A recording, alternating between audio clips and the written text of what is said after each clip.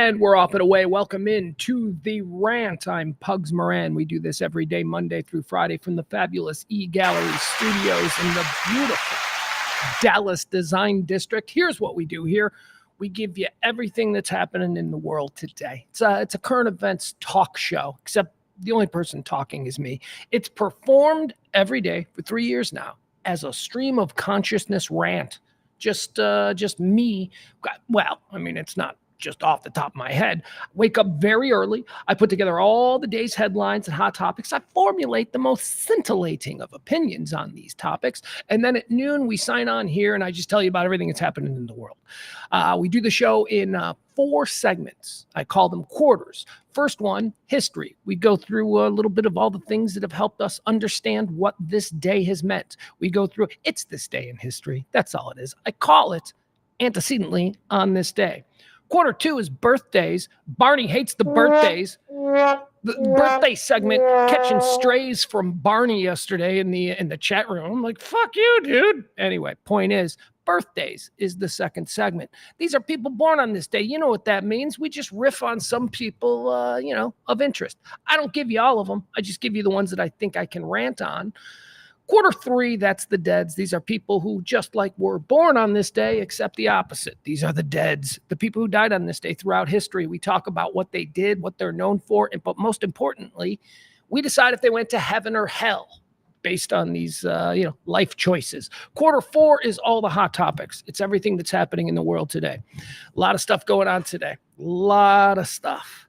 Let's say hi to the chat room. Hi, Jen. We got Jen here. Jen checking in. Good to see her. We got Jeff. We got Al. We got another Jen. We got Peter. We got Leslie C. We got Byron. I saw Taronda. Let's go all the way back. Hold on. Let me adjust my screen. It's going too fast. We got Barney. We got Peter. All right. Everybody file on in. Get those futons, those beanbag chairs, your yoga mats, whatever it is. Get yourself comfortable. Strap in. What's going on? What's going on with you guys? What's going on with me? Well, I'll tell you. Last night I was watching Lookner. I tell you about Lookner. He's the agenda-free TV guy. I got him on a screen. He's on a screen just in case something happens. He's there first. He does breaking news on YouTube. He's really good at it. And I'm expecting this war between Israel and Iran. But I think the first attacks will come out of Lebanon. Probably be Hezbollah, at the behest of Iran to draw a little bit of, confusion. And then I think if Iran's going to get involved full metal, they'll come in after that. So I'm watching a webcam that is trained on the Lebanese-Israeli border for like 2 hours last night, just staring at it. It's just a static webcam. Nothing happened. So I'll be there again tonight. And, I'm thinking I'm going to have this cool, my kid's still with me. I know I say that like it's a bad thing. It's not. It's a wonderful thing. I just can't, he's irritating. He's 15. So here I'm thinking that we're going to have this like cool ass historic moment, right? I'm like, well, the war is going to start. And I'm going to he's 15. I'm going to be like, remember when the war, because, I kind of think, and maybe I'm crazy, but I kind of think that if an all out war between, Muslim countries and Israel occurs, I think that might be pretty significant. I know what you're saying. You're like, Pugs, we already got the war in Ukraine. I go, yeah. And again, if the war in Ukraine spills over into, I don't know, I'll call it Europe proper, that's really scary. And then plus now you got Israel. We have to go to war for Israel. We have to. The whole reason that they've been is, brash, I guess. Israel's been pretty tough over the years. It's because they've always had our backing. We've always been sort of like their buddy who's like, yeah, don't fuck with Israel. So we're going to have to get in there. So anyway, I'm thinking I'm going to have this great moment with my kid. And instead it was just him staring at me going, how long do I have to look at this? I'm like, okay, you can turn away. There ain't nothing happening. So I'll do that again tonight. How was your night? What did you guys do last night? Anything? Olympics? Are you still watching the Olympics? I'm so done with the Olympics. I can't tell you. I was all in on the Olympics for like the first 3 or 4, maybe 5 days. And then the track and field stuff happened over the weekend and I went hardcore into the track and field. I haven't watched any Olympics since. It's like that men's 100 meters. Did you see that? Noah, whatever. He's the American. They didn't say, they were like, he didn't win. They gave it to the Jamaican dude. And then they looked at it and they're like, nope, he won. That was pretty much me blowing my wad for these Olympics. I think I'm done. That was it. That was awesome. I don't know how it gets better than that. That was like the greatest foot race I've ever seen. And you know me, I think the Olympics should just be foot races and slap fights. That's really all the Olympics need to be. Okay, fine. You want to stay with like the ancient traditions? We can do wrestling. That's fine. That's but no middle-aged men and young boys. Not the way the Greeks used to like to do it in the Olympic. No, we can keep wrestling. Wrestling, slap fights, and foot races. There you go. That's all the Olympics should be.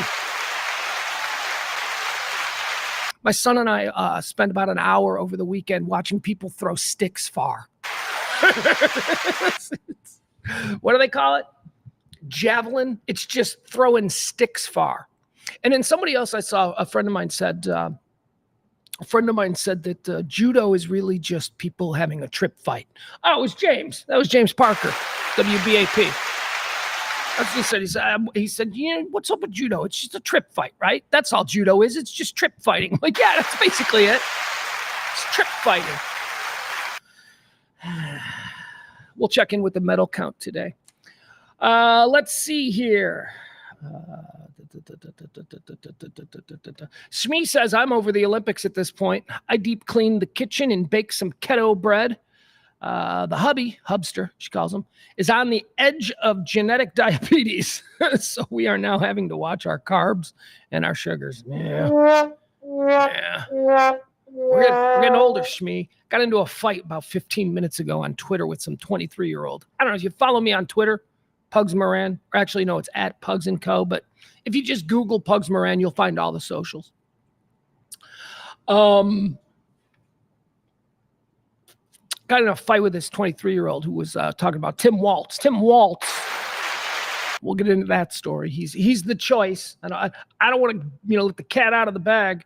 Tim Walz has been chosen by Kamala Harris to be her vice president. And got into a fight with a kid today because everybody thinks Tim Walz is old, right? It's like, no, we talk about Abe Vigoda. Remember that rant I went on Wilford Brimley a couple of days ago where I talked about how Wilford Brimley was 70 years old when I was 10, and he lived to be, by my count, 140 because that dude was always old. Abe Vigoda, the first time that you saw The Godfather, whether you were like, a little kid, 6, 7 years old like me, yeah, I didn't have much. I was Gen X. I didn't have much supervision. I was watching The Godfather at 6, 7 years old.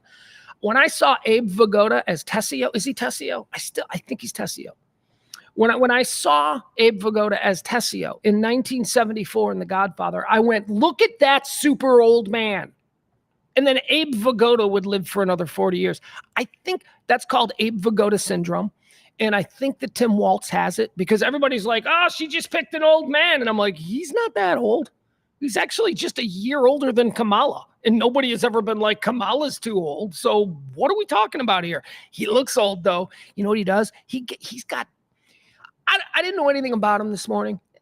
I was rooting for Shapiro. I wanted the black chick and the Jew. I thought that would be kind of an interesting ticket. I didn't get it. Whatever. Probably too much, too much of the one thing, that I liked about it. It's probably the issue there. So they went with another old white man from the Midwest, and I didn't really – he just came on, right? Like within the last couple of weeks. You know what? Stow it. We'll talk about it. I got a whole bunch of stuff I want to say. I went deep on Tim Walz when I woke up this morning, and I'm like, gosh, they went with that guy. Up until this morning, I had just been in my head. I'm like, oh, that's the Gordon Jump dude. That's what he remembered. The big guy from WKRP in Cincinnati. I'm like, that's who he is. Dude brings serious Gordon Jump energy.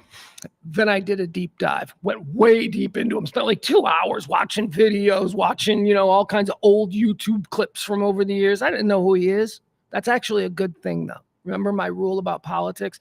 If you know who they are, it means they're not really serious about their job and they're just interested in becoming a national TV personality. That's why people in Nebraska know who Matt Gaetz is. That's why people in Wyoming know who Alexandria Ocasio-Cortez is.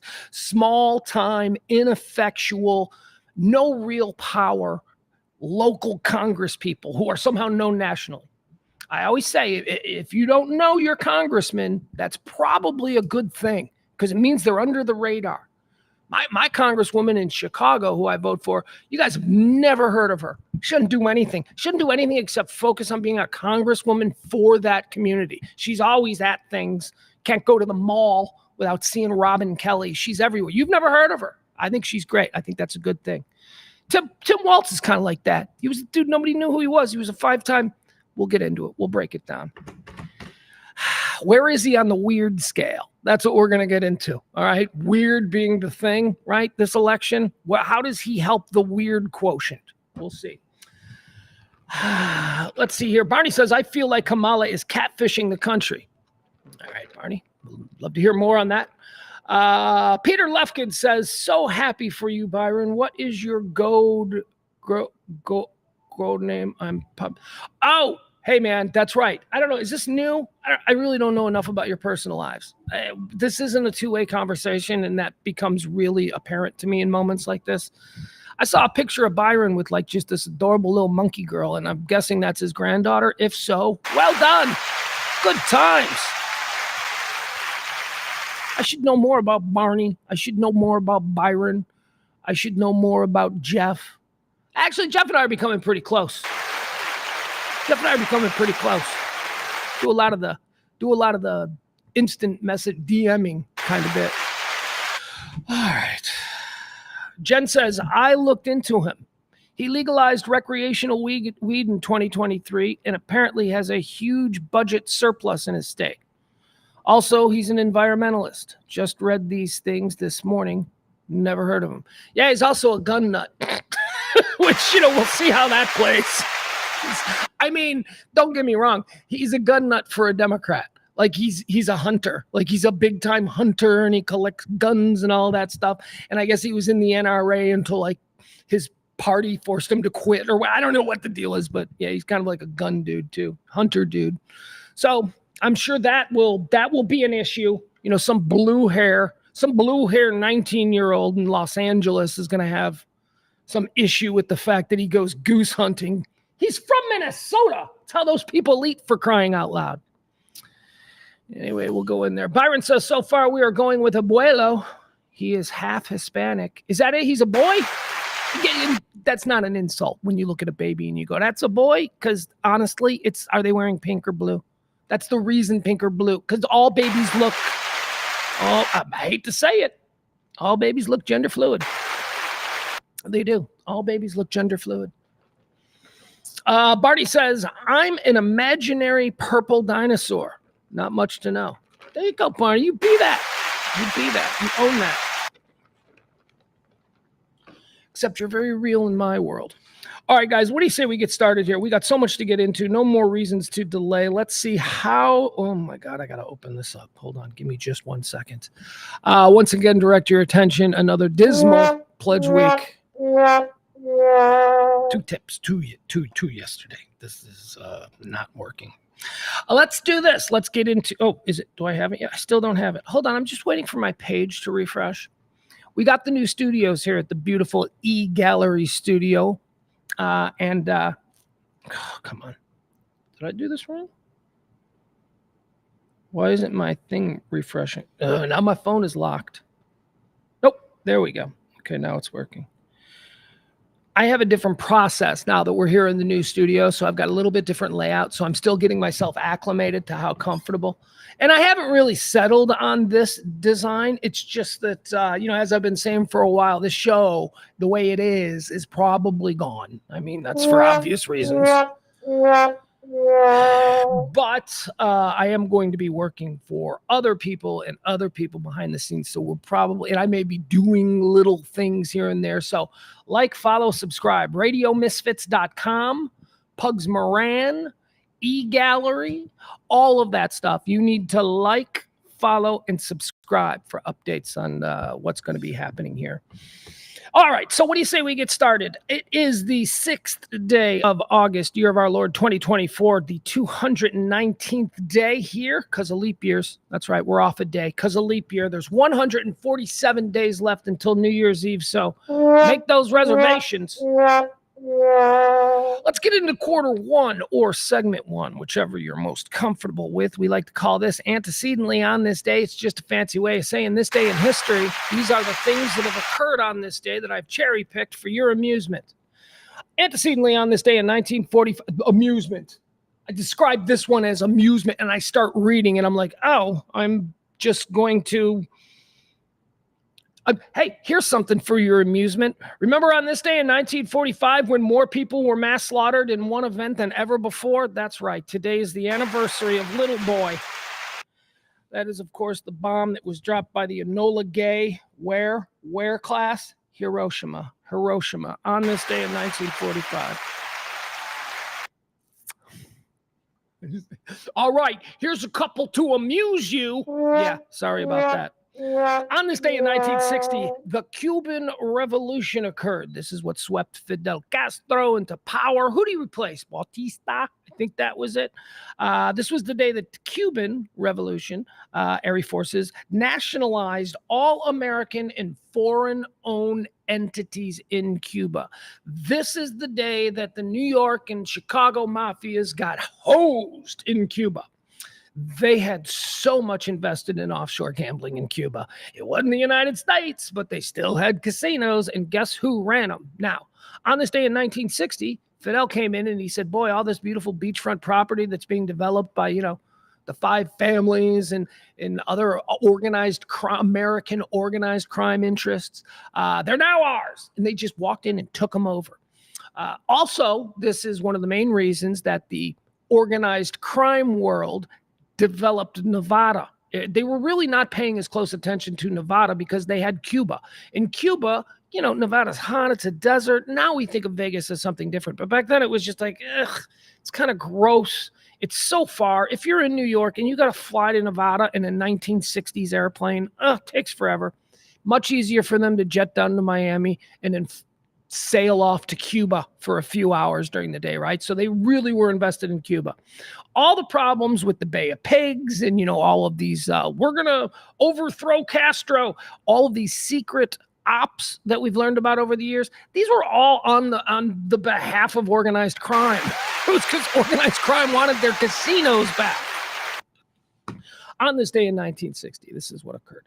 On this day in 1991, hey, we wouldn't be doing what we're doing right now if Tim Berners-Lee didn't release files that described the idea of the World Wide Web. In fact, also on this day, 1991, the very first use of www. There you go. That was on this day, 1991. This Tim Berners-Lee guy, he seems to be the one that everybody gives. We like it simple. We like there to be one dude who invented the thing. It's like the phone. It's Alexander Graham Bell. Although it's not really. It's isn't that some other dude? Some other dude was it? You got electricity, Edison. It's easy. The car, Henry Ford. Every one of those examples that I just cited you, we think are just the truth. They're not. None of them are the truth. Henry Ford didn't invent the car. Most likely that is given to Carl Benz over there in Germany. They think he did it first. But what Henry Ford did was he learned how to make them quicker and make a profit off of them. So Edison didn't invent electricity or discover it or whatever. That's ask Nikolai Tesla. There were a whole bunch of people who were working on that kind of a program, that kind of thing. He didn't just wake up and go, Eureka, I got an idea, right? No. Tim Berners-Lee gets credit for the internet, though. He does in a lot of circles. And from my understanding of the internet is that there were variants of this idea being created in like dozens of different quarters, most of them government entities and many of them military. So colleges and universities were working on this. I just wonder why Tim Berners-Lee is it because we just like things simple and we're just like, let's pick that guy. On this day in 1991, Tim Berners-Lee releases files describing his idea of the World Wide Web. Is it because we actually went with www? But my point is this. He didn't invent the internet.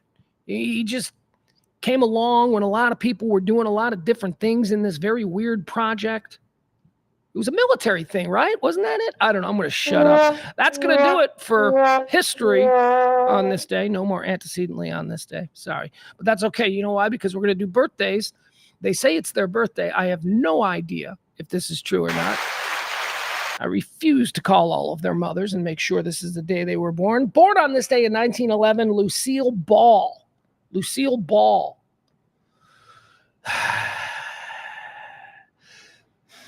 So here's the thing about Lucille Ball. Lucille Ball is, for a lot of people, is she standing the test of time, I guess is what I'm asking? Because for a lot of people, Lucille Ball is the end-all, be-all, only funny woman there has ever been, and there will never be another funny woman, and she's, top of the heap. She was great, and she was a ceiling breaker, and she innovated, and she was very popular and very highly paid and very important to TV in her era. But is she really like the best? Like, is Lucy the best female comic performer? I mean, I think Carol Burnett's better. I think Julia Louis-Dreyfus is better. I've never seen Lucy do anything with any depth, Everything we saw from Lucy was really, like, we never saw a scene where Lucy and Ricky talked about their problems in their marriage and Lucy was able to make that funny. It was always just, overplaying and mugging. And I'm like, I don't know. Could she hang with Julia Louis-Dreyfus or Mary Tyler Moore or Carol Burnett? I don't think so. Overrated is my point. Lucy is overrated. Tell your grandma she's wrong. Born on this day in 1911. Born on this day in 1928. Here's another dude that I think is overrated. Andy Warhol. I don't even know this. I mean, soup cans, right? Pictures of Marilyn. Why is he famous? Why did he catch lightning in a bottle? It's all just luck, people. Andy Warhol, born on this day in 1928. Born on this day in 1938. And this is just a mention. I think it's for my guy Barney. I think it was Barney who mentioned this. Born on this day in 1938, Paul Bartel. Paul Bartel. Why am I mentioning Paul Bartel? Because Paul Bartel is most famous to me for the guy who wrote, starred in, and directed Eating Raoul, which is a weird HBO movie from the early 1980s that somebody referenced in the chat room the other day, and I've been thinking about it ever since. And here we are. We find ourselves on this day, the very birthday of Paul Bartel, the man who created Eating Raoul. I don't even know what that movie was about. Let me see what Eating Raoul was about. Let's check, because, it's Paul Bartel's birthday. We were talking about it in the chat room, and I think it's not just me, right? It can't just be me. If you were Gen X, if you're of my age and you had cable in the early 80s, it's not like we have it today where anything we want, we just search for it and it'll pop up. No, we watched what was on. And there were only so many Hollywood films that were in those days giving away their licensing rights to cable. They still saw cable TV as competition. So you were stuck with like the same 15 movies. It's how we saw all those drive-in titty movies, right? It's how I watched Ski Patrol 1 through 5 or Hard Bodies and all that stuff. All right, hold on. Let's see if there's any Eating Raoul stuff. We get an idea of, I think. All right, here we go. Eating it's Raoul. See, I spelt it wrong. Thank you for fixing me. Let's see here. All right, here's the scene. This is the original trailer for Eating Raoul. It's Paul Bartel's birthday. Let's watch this. If you were alive in the 1980s watching cable at midnight, this is maybe something you remember. I don't remember what it's about, though. I really don't. I have no idea what this movie's about. I just remember it was weird. It was wild.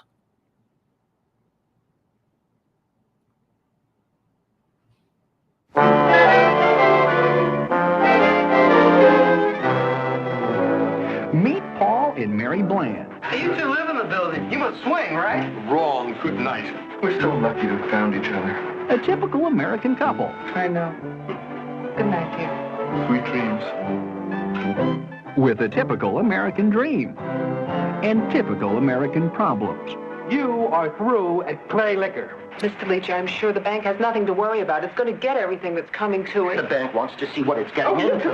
With the Blands, life was... Okay, am I crazy? I mean, I know that trailers have gotten much better. I know that I know that film trailers are really cool now, but I didn't know that they were bad back when I was seeing them in the 80s. That's really bad. That looks like a porno.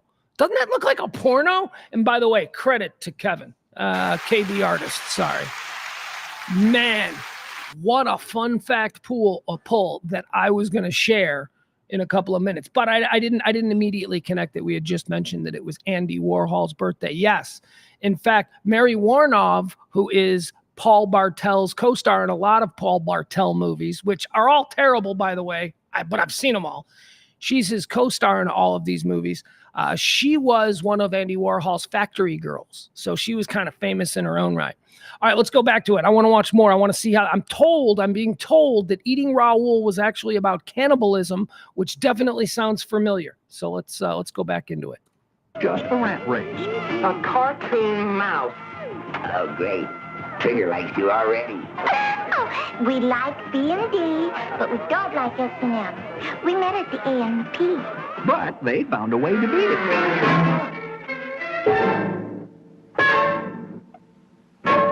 Until Mr. Raul Mendoza, como está usted? they met a hot-blooded, emotional, crazy Chicano. I'm a hot-blooded, emotional, crazy Chicano. Eating Raoul. Is it a thriller? We've seen enough. All right. Yeah, it was terrible. It was like a dumb movie. I was 10 years old. I'm watching this on HBO or whatever, Cinemax. Crazy film. Yeah, Edie McClure in there, huh? How about that? There were actually a couple of people in there. Buck Henry, Edie McClure. I'm sure if you were to watch that now, I know who's the Raul guy. I was like, is that Eric Estrada? It wasn't. Racist. Look at me being right. Tell me he didn't kind of look like Eric Estrada. It doesn't make me a racist. All right. Paul Bartel, born on this day in 1938. Born on this day in 1962. Michelle Yeoh. Oh, my God. I love Michelle Yeoh. I have loved Michelle Yeoh. How long can we talk about Abe Vigoda syndrome? Can we talk about Wilford Brimley disease? We were just applying that to Tim Waltz. Can we apply that to Michelle Yeoh? Because holy shit, she is sort of like the opposite. Michelle Yeoh, how first of all, I was going to say, how old is Michelle Yeoh? Well, she's 62. That's how old she is, because today is her birthday. She's 62. I first started digging on Michelle Yeoh probably in the 90s, and which wasn't Jackie Chan movies or whatever. I don't know, whatever it was, but she was like the hot, badass martial arts chick in those movies. And then Crouching Tiger, Hidden Dragon, is that it? Something like that. Was she in that? And wasn't she just in the one last year? Everything All at Once, All the Time, Twice on Sunday, right? That movie? Didn't she just win an Oscar? Is that her? Watch it not be her. Watch it be another Asian woman, and I'm just being super fucking racist right now, and I don't even know it. Anyway, she's still hot is my point. Michelle Yeoh, born on this day in 1962. Born on this day in 1990. Want to feel old? Do you want to feel old? Do you want to feel old? She'll be 34 years old today. 34 years old. She'll be married. She's got kids. She'll be a Karen right now on TikTok because she told somebody not to park in front of her house. Born on this day in 1990, John Benet Ramsey. John Benet Ramsey. She'll be a grown-ass woman now. Peter says, Hollywood clone machine. Yeah, you picked him out, did you? The dude that was in the Eating Raoul clip. Raoul. He does. He could be one of the Eric Estrada clones. Very true. Oh, thank you. Jen Hernandez says that he looked 100% like Estrada. Now we know it's not him, okay? But I am glad that, someone who's, let's put it this way. I'm glad someone whose name is Hernandez sort of pointed out the same thing that me, the white guy, pointed out. Because I got to tell you, I just may have confused Michelle Yeoh with somebody else. And then that coming on the heels of the whole, is that Eric Estrada thing? It ain't looking good for this middle-aged white guy. Michelle Yeoh, born on this day in 1962. Born on this day in 1990, John Benet Ramsey. Let's get into the deads. Here are the people who've died. Here are the people who've died.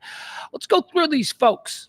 Notable quotables who've passed on this day. We're going to open up their life's resume and see heaven or hell. That's what we get to decide. Here we go. Dead on this day in 2004, the super freak himself, Rick James, is an easy one.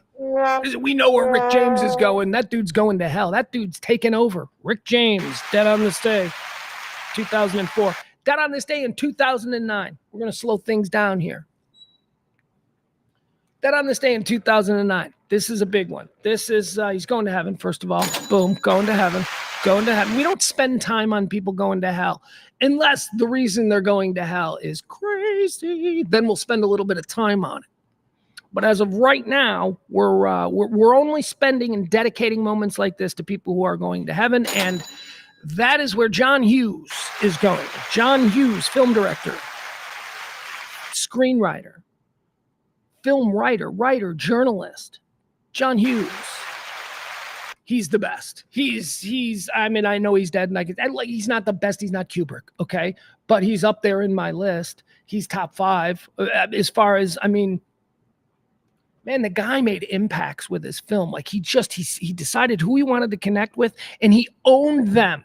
And they told him when he was doing the teenage movies, they said that, well, you know, this is just your audience is going to grow out. Your audience is going to grow out of what that you're doing, and they're going to see you as passé in a couple of years. Hollywood, we don't have any respect for a filmmaker like that. So you know what he did? He goes, all right, whatever. And he made Home Alone.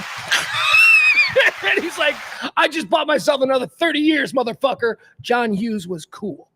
John Hughes was awesome. And he could appeal to everybody, which is why I want to do here a John Hughes draft on this, the death anniversary of the great John Hughes. But I don't want to do John Hughes directing, okay? I want to do John Hughes, the screenwriter. I want to do John Hughes, the guy who sat at a typewriter, because it was probably a typewriter back then, sat at a typewriter, looked at a blank page, and suddenly when he was done, there was a movie that we all love that came out of his brain. Okay, so you with me? Let's do this. John Hughes draft as a screenwriter. Now, also, many of these films he directed. He also directed many of them. But this is just, there are a few that he didn't direct, but he wrote. Number 1, the first pick off the board in the John Hughes draft, I think is his finest film. I think it is the movie that any generation can watch, and I think it's a movie that is a classic. You want to compare John Hughes as a filmmaker to anybody? Don't compare him to Kubrick. Don't compare him to Scorsese. Compare him to Frank Capra, because that's what he is. And number 1, Planes, Trains, and Automobiles is his best full film. Appeals to everybody. You can watch Planes, Trains, and Automobile with your grandma, a little kid, somebody in their 20s, somebody in their 40s. That's magic. When you can do that, and again, let me take you back to where he was, sitting at that typewriter, staring at that blank page with nothing on it. And when he got up and walked away, Planes, Trains, and Automobiles was a thing. That is. And no disrespect to directors who will take source material, somebody else's material. A director will take that material, and that director's job is to take what's on that page and create something visual that other people will appreciate. That's amazing too. That's fantastic, which is why if you're a screenwriter director, I think you've got a shortcut, because the screenwriter knows exactly what the director in that case knows exactly what the screenwriter intended. John Hughes, Planes, Trains, and Automobiles, number 1. Number 2, here's one he didn't direct. He didn't direct this, but he wrote it. Again, blank page when he was done. National Lampoon's Vacation. Number 2 in the John Hughes draft. Dude wrote the Griswolds. Dude came up with the name Griswold. Dude came up with the Truckster. You know, dude came up with all of that stuff. John Hughes, number 2. National Lampoon's Vacation. Number 3, The Breakfast Club. The Breakfast Club. Here's why. Again, now this is a very targeted film. It was a generational movie. It's a film for a generation. If you were in your 30s when The Breakfast Club came out, you may not have taken to it. But if you were between the ages of 12 and 25 or whatever, you got it. This movie spoke to you. And one of the things that The Breakfast Club did better than any of the films that he had done to that point, Planes, Trains, and Automobiles perfects it. But The Art of Conversation. John Hughes writing The Art of Conversation in The Breakfast Club between these kids who are trapped on detention on a Saturday. They're forced to talk to one another. Just incredible stuff. Just incredible writing. Number 3 in the John Hughes draft on this, the anniversary of his passing, The Breakfast Club. Number 4 is 16 Candles. 16 Candles. This is in an alternative timeline. This is like his... This is John Hughes's Reservoir Dogs. Okay. This was the movie that we didn't know who John Hughes was. Just like when Reservoir came out, we didn't know who Quentin Tarantino was, but it sort of set the tone for who he was going to be and what was going to follow. 16 Candles, number 4 in the John Hughes draft. And number 5, just one of my top 10 favorite movies of all time. I think it's as close to being a perfect movie. It's certainly got those Frank Capra vibes that by the way, who's Frank Capra? Most notably, It's a Wonderful Life, right? Films like that. Films that like just stand the test of time. Ferris Bueller's Day Off has some Frank Capra-esque kind of vibes to it as well. That's, I don't know, maybe it's more personal reasons I put Ferris Bueller is the 5th pick off the board in the John Hughes draft. Now, we only do 5 rounds here because maybe we should start doing 7, just like a real NFL draft. But we do like to invite some undrafted free agents into camp for a little look-see. John Hughes has a whole bunch of non-draft camp invites. Holy cow. Let's get it started. Weird Science is coming to camp. Love Weird Science. Pretty in Pink is coming to camp. Love Pretty in Pink. Some Kind of Wonderful is coming to camp. Career Opportunities, if just for no other reason than to watch that horse scene. Do you know what I'm talking about from Career Opportunities? The girl, what's her name? I can't think of her name.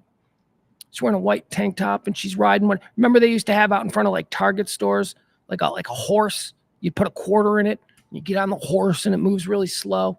Yeah. Career Opportunities, that's going on the list. That's just like I said, just for that scene alone. And it ain't creepy because, I'm 55 now. But when I saw that, I was only like 19. So I'm allowed to still have a fond memory of it. Jennifer Connelly, right? That's who it is. Whew. My God, you boys remember Jennifer Connelly around about 1990? Good Lord. Let's see, what else do we have? The Great Outdoors. John Candy, Dan Aykroyd. That's getting a camp invite.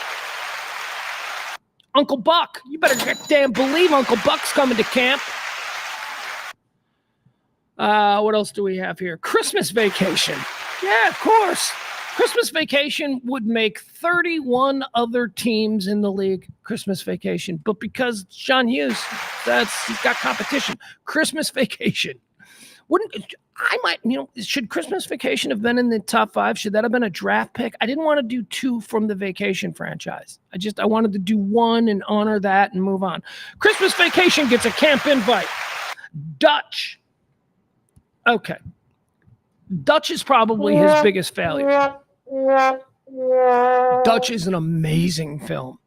Here's why I think Dutch was a failure. Dutch stars Ed O'Neill. Ed O'Neill from Modern Family. Ed O'Neill, Al Bundy. So it was around the time that he was like the biggest TV star in America as Al Bundy. And Ed O'Neill started, I'm going to do some movies. And John Hughes was like, I'll put you in a movie. And this should have been a way for Al Bundy, Ed O'Neill, to become a very bankable Hollywood film star. I mean, think of it. When Gene Hackman running around taking all these roles, then, Ed O'Neill could have had a couple of them. Ed Harris out there doing the same thing. He could have had a film career. But because this film Dutch bombed so badly, for 2 reasons. One, it was different than Al Bundy. He was playing a different character. And I think at this point, he was, and maybe he sensed it as well. We're talking about the film Dutch. Maybe he sensed it as well that he was getting Gilligan, as we like to talk about. So he did this slightly different character. And the other reason that it bombed was because unlike all the other John Hughes films that were just silly and carefree and just about devil-may-care type attitudes, this one was a serious film about stepdads and, divorcing a kid. Dutch is the story of Ed O'Neill being the new dad who married the kid's mom and he's having to take him on a car trip, and it's just so well done. It is such a good film. If you actually just sit down and watch that film Dutch, it'll make you cry.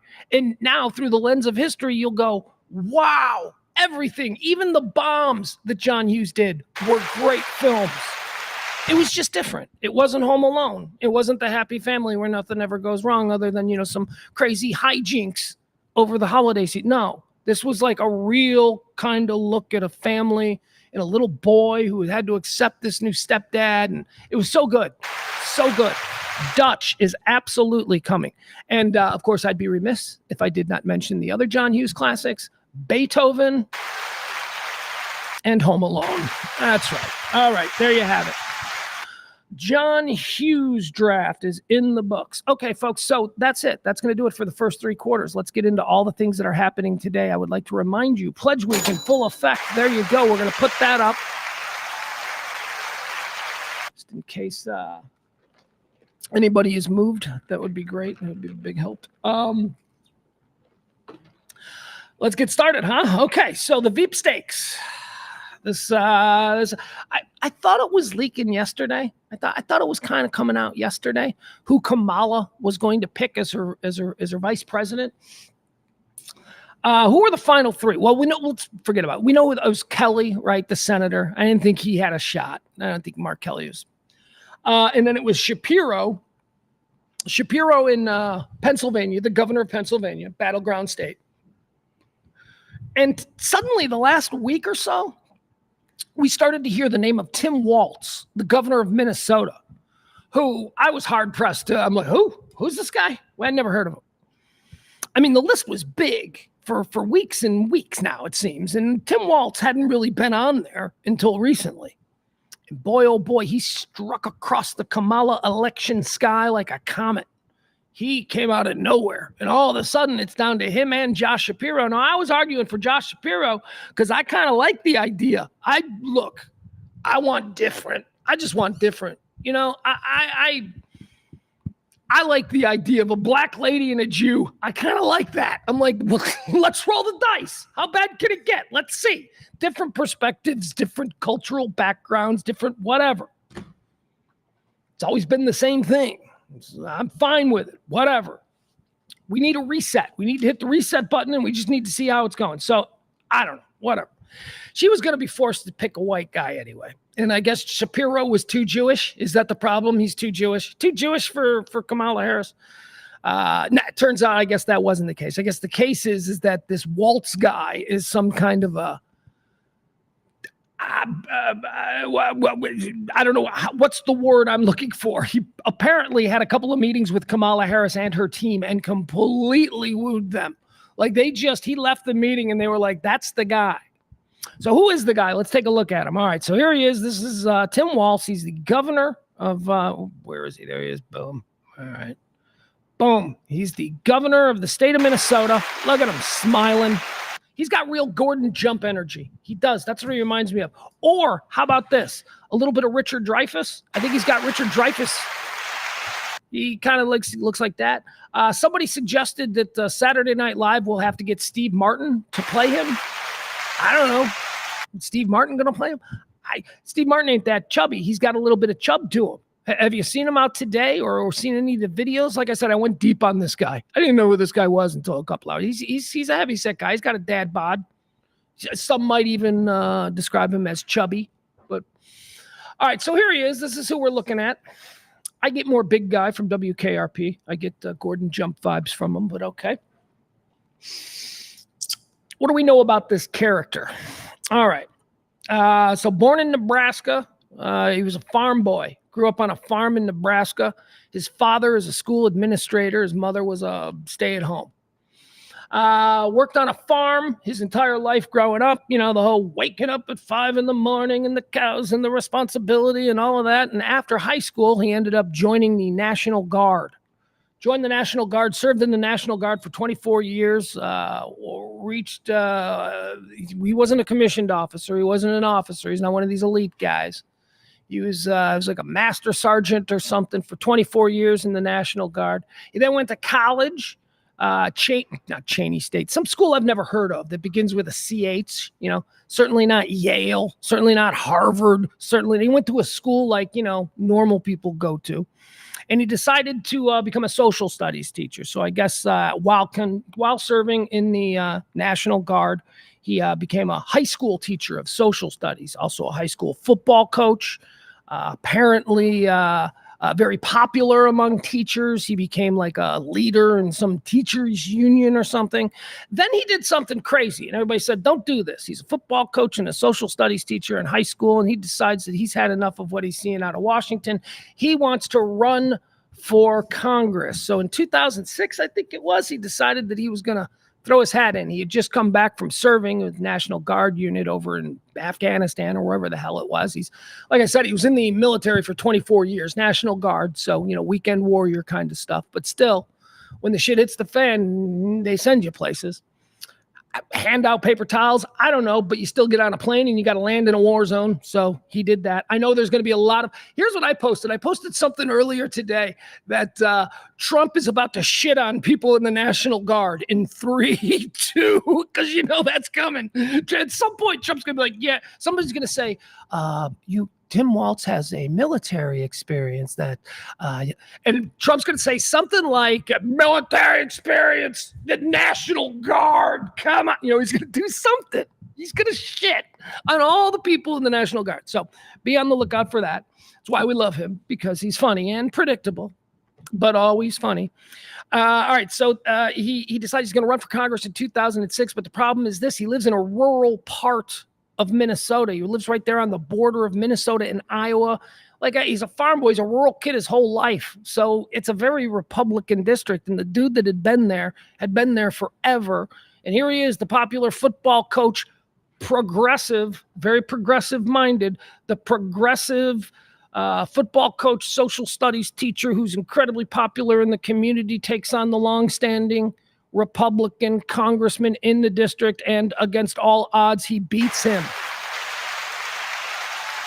Then he gained his first bit of national attention. He was the first Democrat. This is during the next election. He won re-election, making him the first Democrat to win re-election in a district that had never had a Democrat before. Never had a Democrat before. And by the way, his congressional district went 70% for Trump. So what we're talking about here is a guy who actually does make an impact when he meets you. We're talking about a guy that people meet or see, and regardless of, what their party affiliation is, they're drawn to him. This might be one of the things that was the deciding factor. Tim Walz seems like a guy that walks into a room and everybody likes. And Josh Shapiro, who was his competition to be picked for vice president, looks like a guy who walks into a room and then, before he walks out, he's in charge, right? I think that might have been something with the Kamala Harris people, that they were looking at Josh Shapiro, the governor of Pennsylvania, and thinking, yeah, we don't have enough room for 2 up-and-coming young people on this ticket. So I think that was the concern. And although I think Shapiro would have been the smarter choice electorally with, 19, is it 19 in Pennsylvania? It's a big delegate state. You got to win Pennsylvania. She'll probably still win it anyway. But I thought he was the more logical choice from a strategic point of view. But I guess, there are other things to consider. How does he get along with the candidate? Is he going to know his place? Would Josh Shapiro know his place in a Kamala Harris Shapiro administration? I think that was a real concern because he is so effective and he is a very opinionated guy who shares his opinion. Tim Walz, I don't know that he's like that. I don't know. I mean, I've watched a lot of video of him. He's good at shit talking in like a real folksy way. Like, for instance, Tim Walz is the guy who started the whole weird thing, which, by the way, I think it should be creepy. I think it should be creepy and not weird. Weird is kind of cool. Weird people are kind of fun. Creepy, you move away from creepy. Maybe you gravitate towards weird every couple of days. You know what I mean? Weird is okay in small doses. Creepy, never okay. But Tim Walz is the guy who popularized kind of creepy, huh? And that sort of took off with the Democrats, and I guess that scored him points as well. He is good in interviews. I will give you that. I didn't know who the fuck this guy was. I had no clue. I didn't even know he was in Congress. So getting back to the story of him in Congress. So he made a little national news being the first Democrat to win or be reelected in a Republican district twice. First time to do it ever, they said. And maybe it was in Minnesota or something. I don't know. Whatever. It was a big deal. And they were like, how is this progressive Democrat winning over rural America? That was the story. They played that this morning on one of the news sites that I was watching. And I'm like, oh, look at that. So that was in 2010, I want to say, when he did that. He would go on to win that seat 5 more times. So it wasn't just a fluke. A lot of times, there'll be angry Republicans and the Democrat will sneak in and the Democrat will win that seat for like 1 term. But then in the very next election, they'll go right back to being Republicans. That wasn't the case with Tim Walz. Tim Walz took a Republican district and made it blue, at least congressionally. And that's what they like to show. See, it voted president the other way, but they were voting for him. It was about him that they liked. So I guess those are all very appealing things. Let me read you a little thing that says here about Tim Walz just from his time in Congress, okay? It says here, he packaged himself as a moderate from day one, a Minnesota progressive who is more centrist than liberal. Built an office, this was his congressional office, he built an office centered on constituent services and carved out a niche as a tireless advocate for veterans. By the way, this is from his Wikipedia page. This isn't just some, this not the Wikipedia page are infallible, but this isn't like some press release from his campaign. This has been on his Wikipedia page for a while, as I can tell. It says here, he packaged himself as a moderate from day one, blah, blah, blah, built an office centered on constituent services, blah, blah, blah, carved out a niche as a tireless advocate for veterans. Walz was reelected in 2008 with 62% of the vote, becoming only the second non-Republican to win a second full term in the state of Minnesota.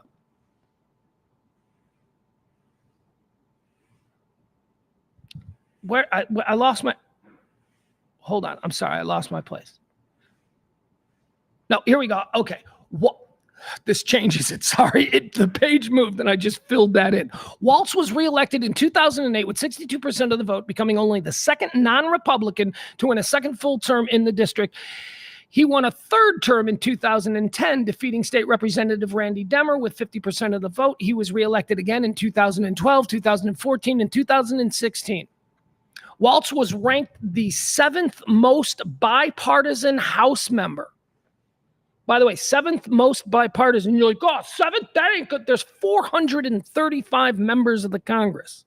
He was the 7th. He was the 7th most likely to go, come on, guys, let's just talk. Come on, let's work this out.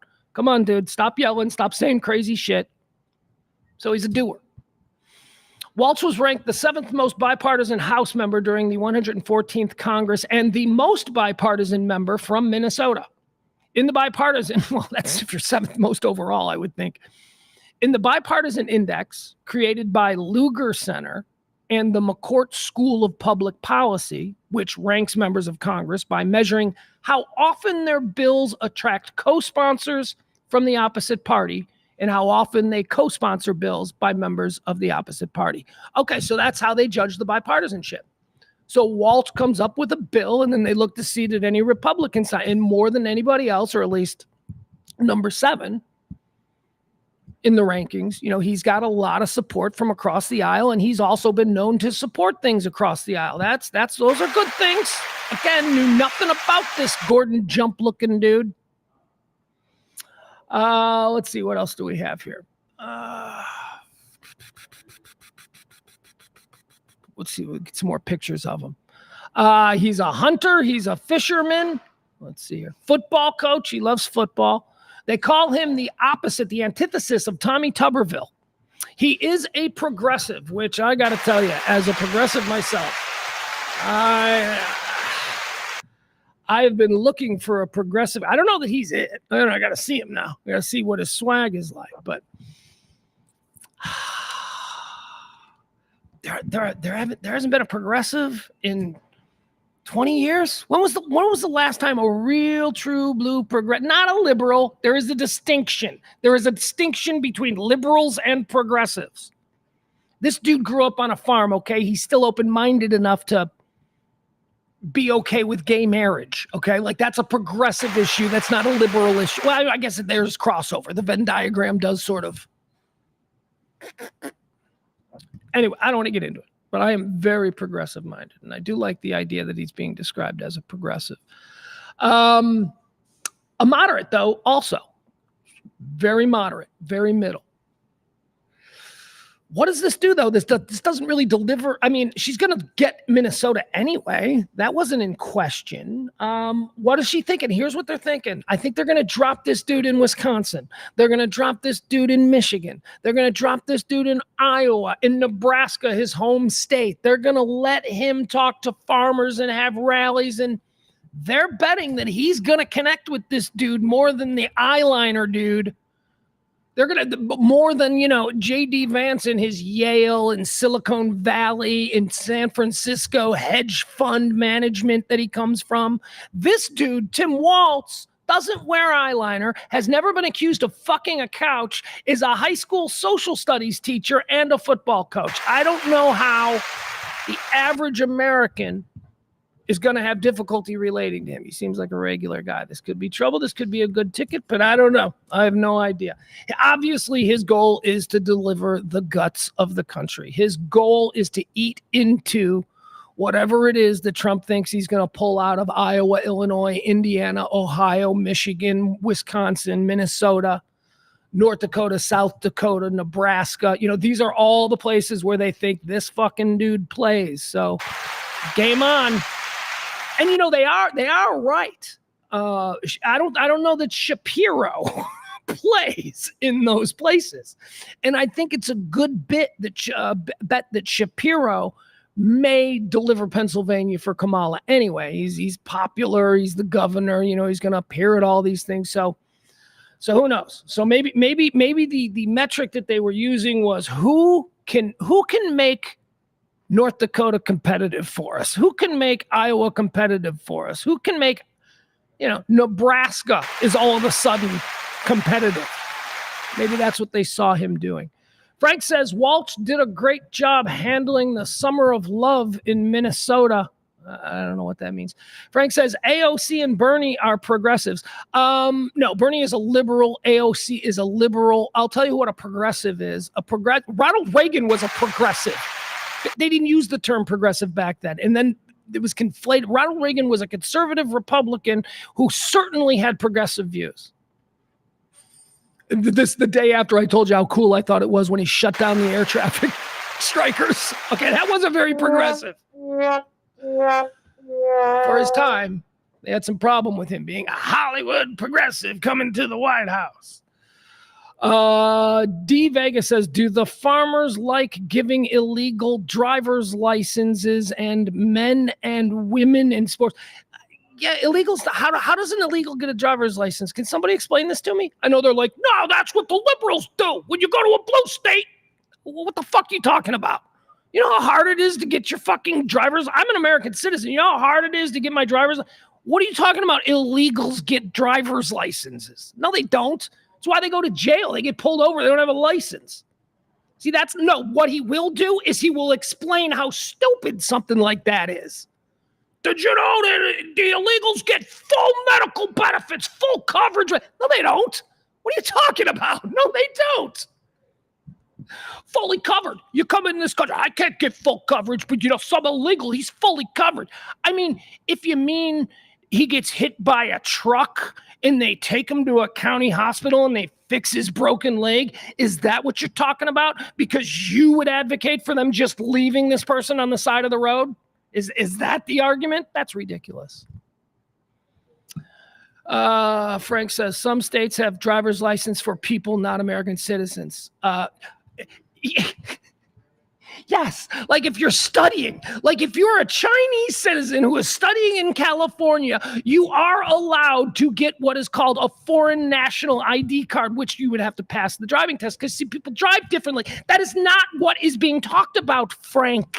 What is being talked about is, D. Vega said, do farmers like giving illegal driver's licenses? Illegals, driver's licenses. That's not happening. Fuck, I can't get my driver's license. You know how hard this is? Stop it.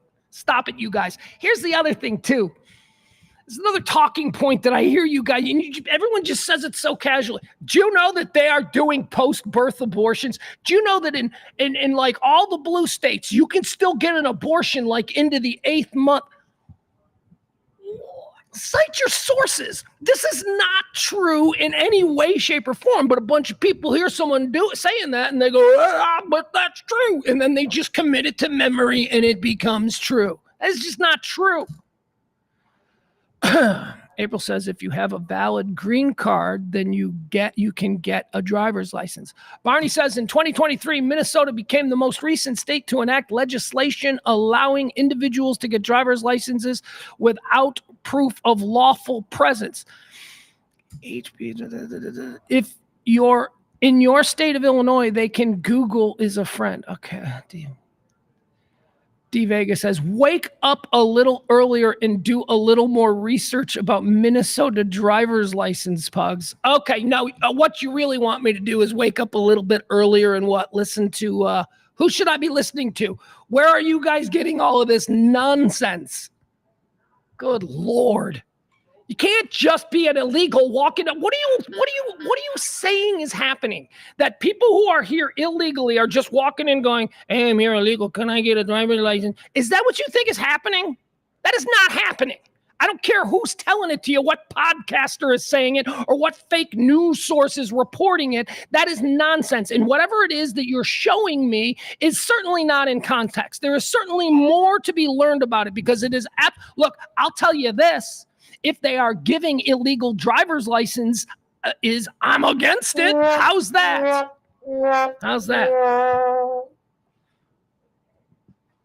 Here's what I'll say. Your guy wears fucking mascara.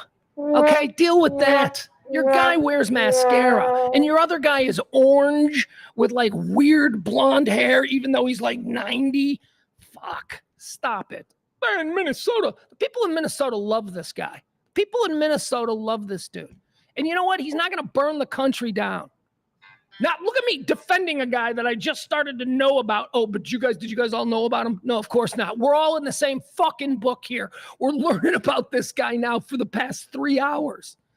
Tamp it down. Now, I know your team says that no matter what, he's going to suck. That's not what my team says because I'm in the middle. I don't have a team. I look at this guy. I'm reading about him. He's a social studies teacher who is also a football coach. Yeah, he must fucking suck. I'm voting for the guy who wears mascara.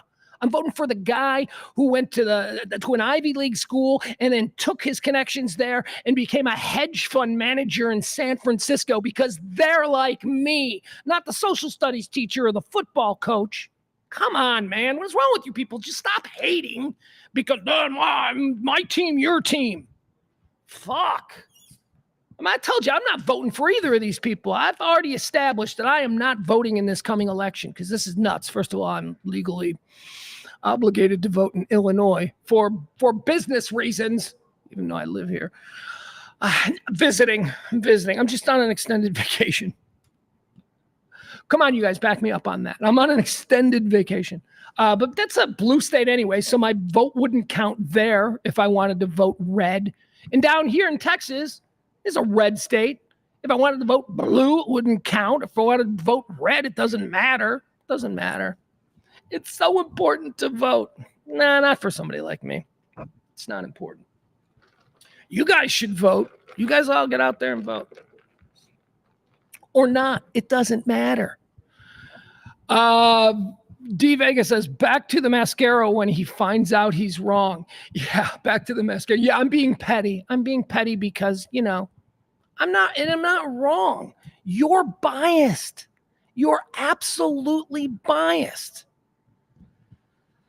I need context on it. I'm not going to just freeball it, but you are wrong if you think that an illegal alien can walk into a driver's license facility, say, hi, I'm an illegal alien. Can I be a legal driver in in the state. There is something you're missing, something you're not reading, or something that wasn't told to you by the source that's trying to gin you up, because that is absolutely fucking absurd. And you know what? If that is the case, if I can learn, and I'll promise this, I'll respectfully, D. Vega, I will spend my afternoon looking into exactly what that is. And if I'm wrong, and I hope you people trust me now after all of these years of doing it, if I'm wrong, I will tell you. I will come on the air tomorrow on the stream and I will say, you know what? I was wrong. This is absolutely insane. However, that kind of like the fact that Doug Emhoff banged his nanny like 20 years ago has nothing to do with how I'm going to vote, because I told you I'm not going to vote.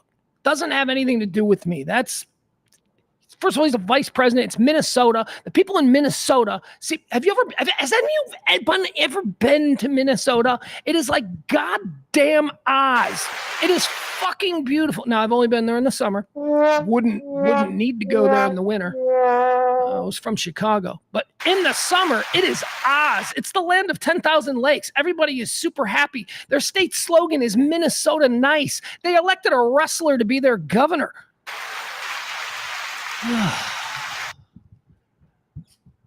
It's a great state. Those are good people. If I'm going to follow the lead of any state in this nation, Minnesota would be right up there at the top of that's the state of Paul Wellstone, my favorite politician of all time. Oh man. Oh, what did he say?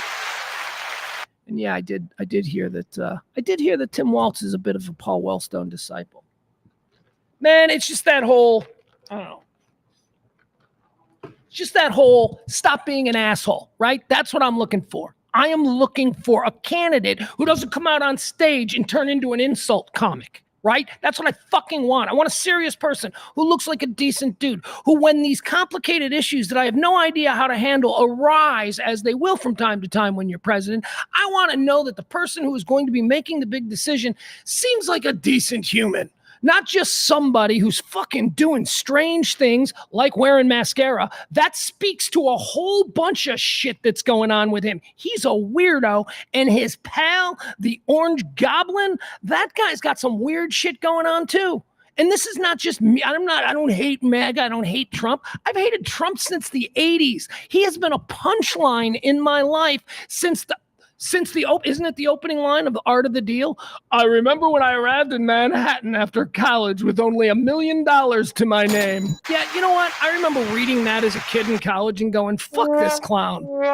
He's trying to make a joke of the fact that he had a fucking rich father. And he's trying to present it like, look at what I did. Tongue-in-cheekily, of course. But still, I don't know. My hatred of Trump has nothing to do with politics. My hatred of Trump has to do with the fact that the guy has been a known asshole for 40 years in this country, and somehow people don't see it. And that frustration is destroying me. What don't you see? What don't you see? And then you get a guy like Tim, what's his name? Waltz, who seems like Gordon Jump from WKRP, just seems like a happy fat farmer. And all of a sudden, we already seen it cranked up. How long before he was a pedophile? I don't know. How long before he was accused of doing something? Back in 1979. God. All right, that was fun. I hate politics. Let's see here. D Vega says, I thought men should be able to wear makeup and dresses and use whatever bathroom they want. Is that what you think, Vega? Then you're a fool, okay? No, I think that if a certain kind of dude wants to put on makeup, I'm not going to start a fist fight with him, but I'm going to sit here and say that's fucking gay. That's fucking 80s gay, D Vega. That's playground gay, as we used to call it. And then it has really nothing to do with your sexual orientation. It's just, do you remember when we could use gay in that way, where everything was gay? So you'd see your mom and dad kissing, and you'd be like, stop it, that's so gay. Yeah, it is. It's a little gay. It's a little gay. If you're a dude and I don't have any friends who wear makeup. How about you, D Vega? You have any boyfriends out there wearing mascara? You seem like you're totally okay with it. Man, look at me and D Vega going at it. Who the fuck is this person anyway? I don't even know. Anyway, all right. I like it when the new people get involved and we get squirrely with each other. You're welcome around these parts anytime, D Vega. But we got to move on to a different content. All right, so there you go. Waltz. Should we go into the polls? I think the D Vega will just freak out if we go into the polls because the polls have not been good for Trump over the last few days. And now we're going to get the Waltz bump. I don't know what this is going to be. This will add another 2 points. And then you're going to have the convention bump. I'm telling you, by the time the Dems come out of their convention, they're going to be up 6 points. It's going to be over.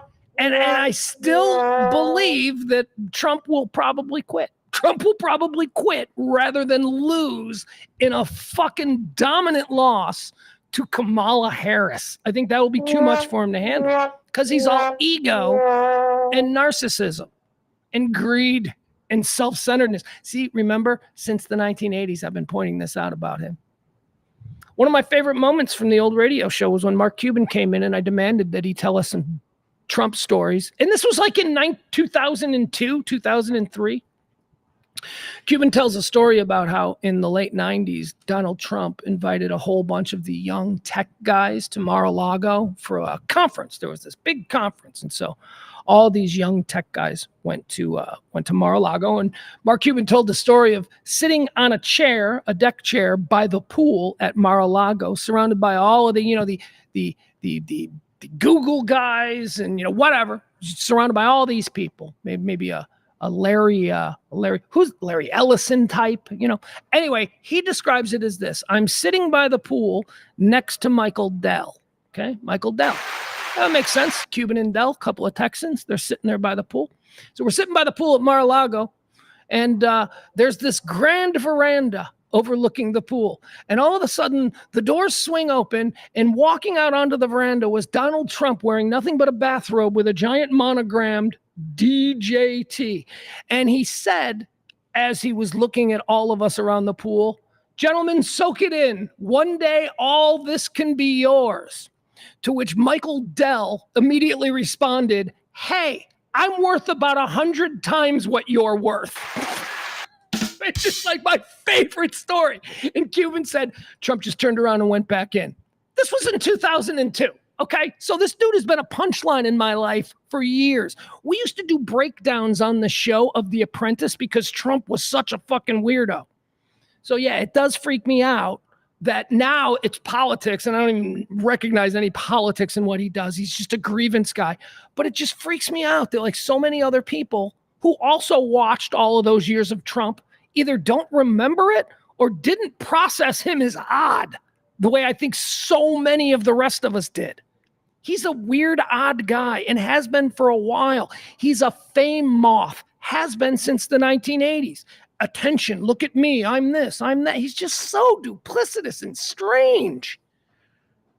Why so many of you? And again, this isn't political. I'm a Republican half the time. I mean, I go wherever it is.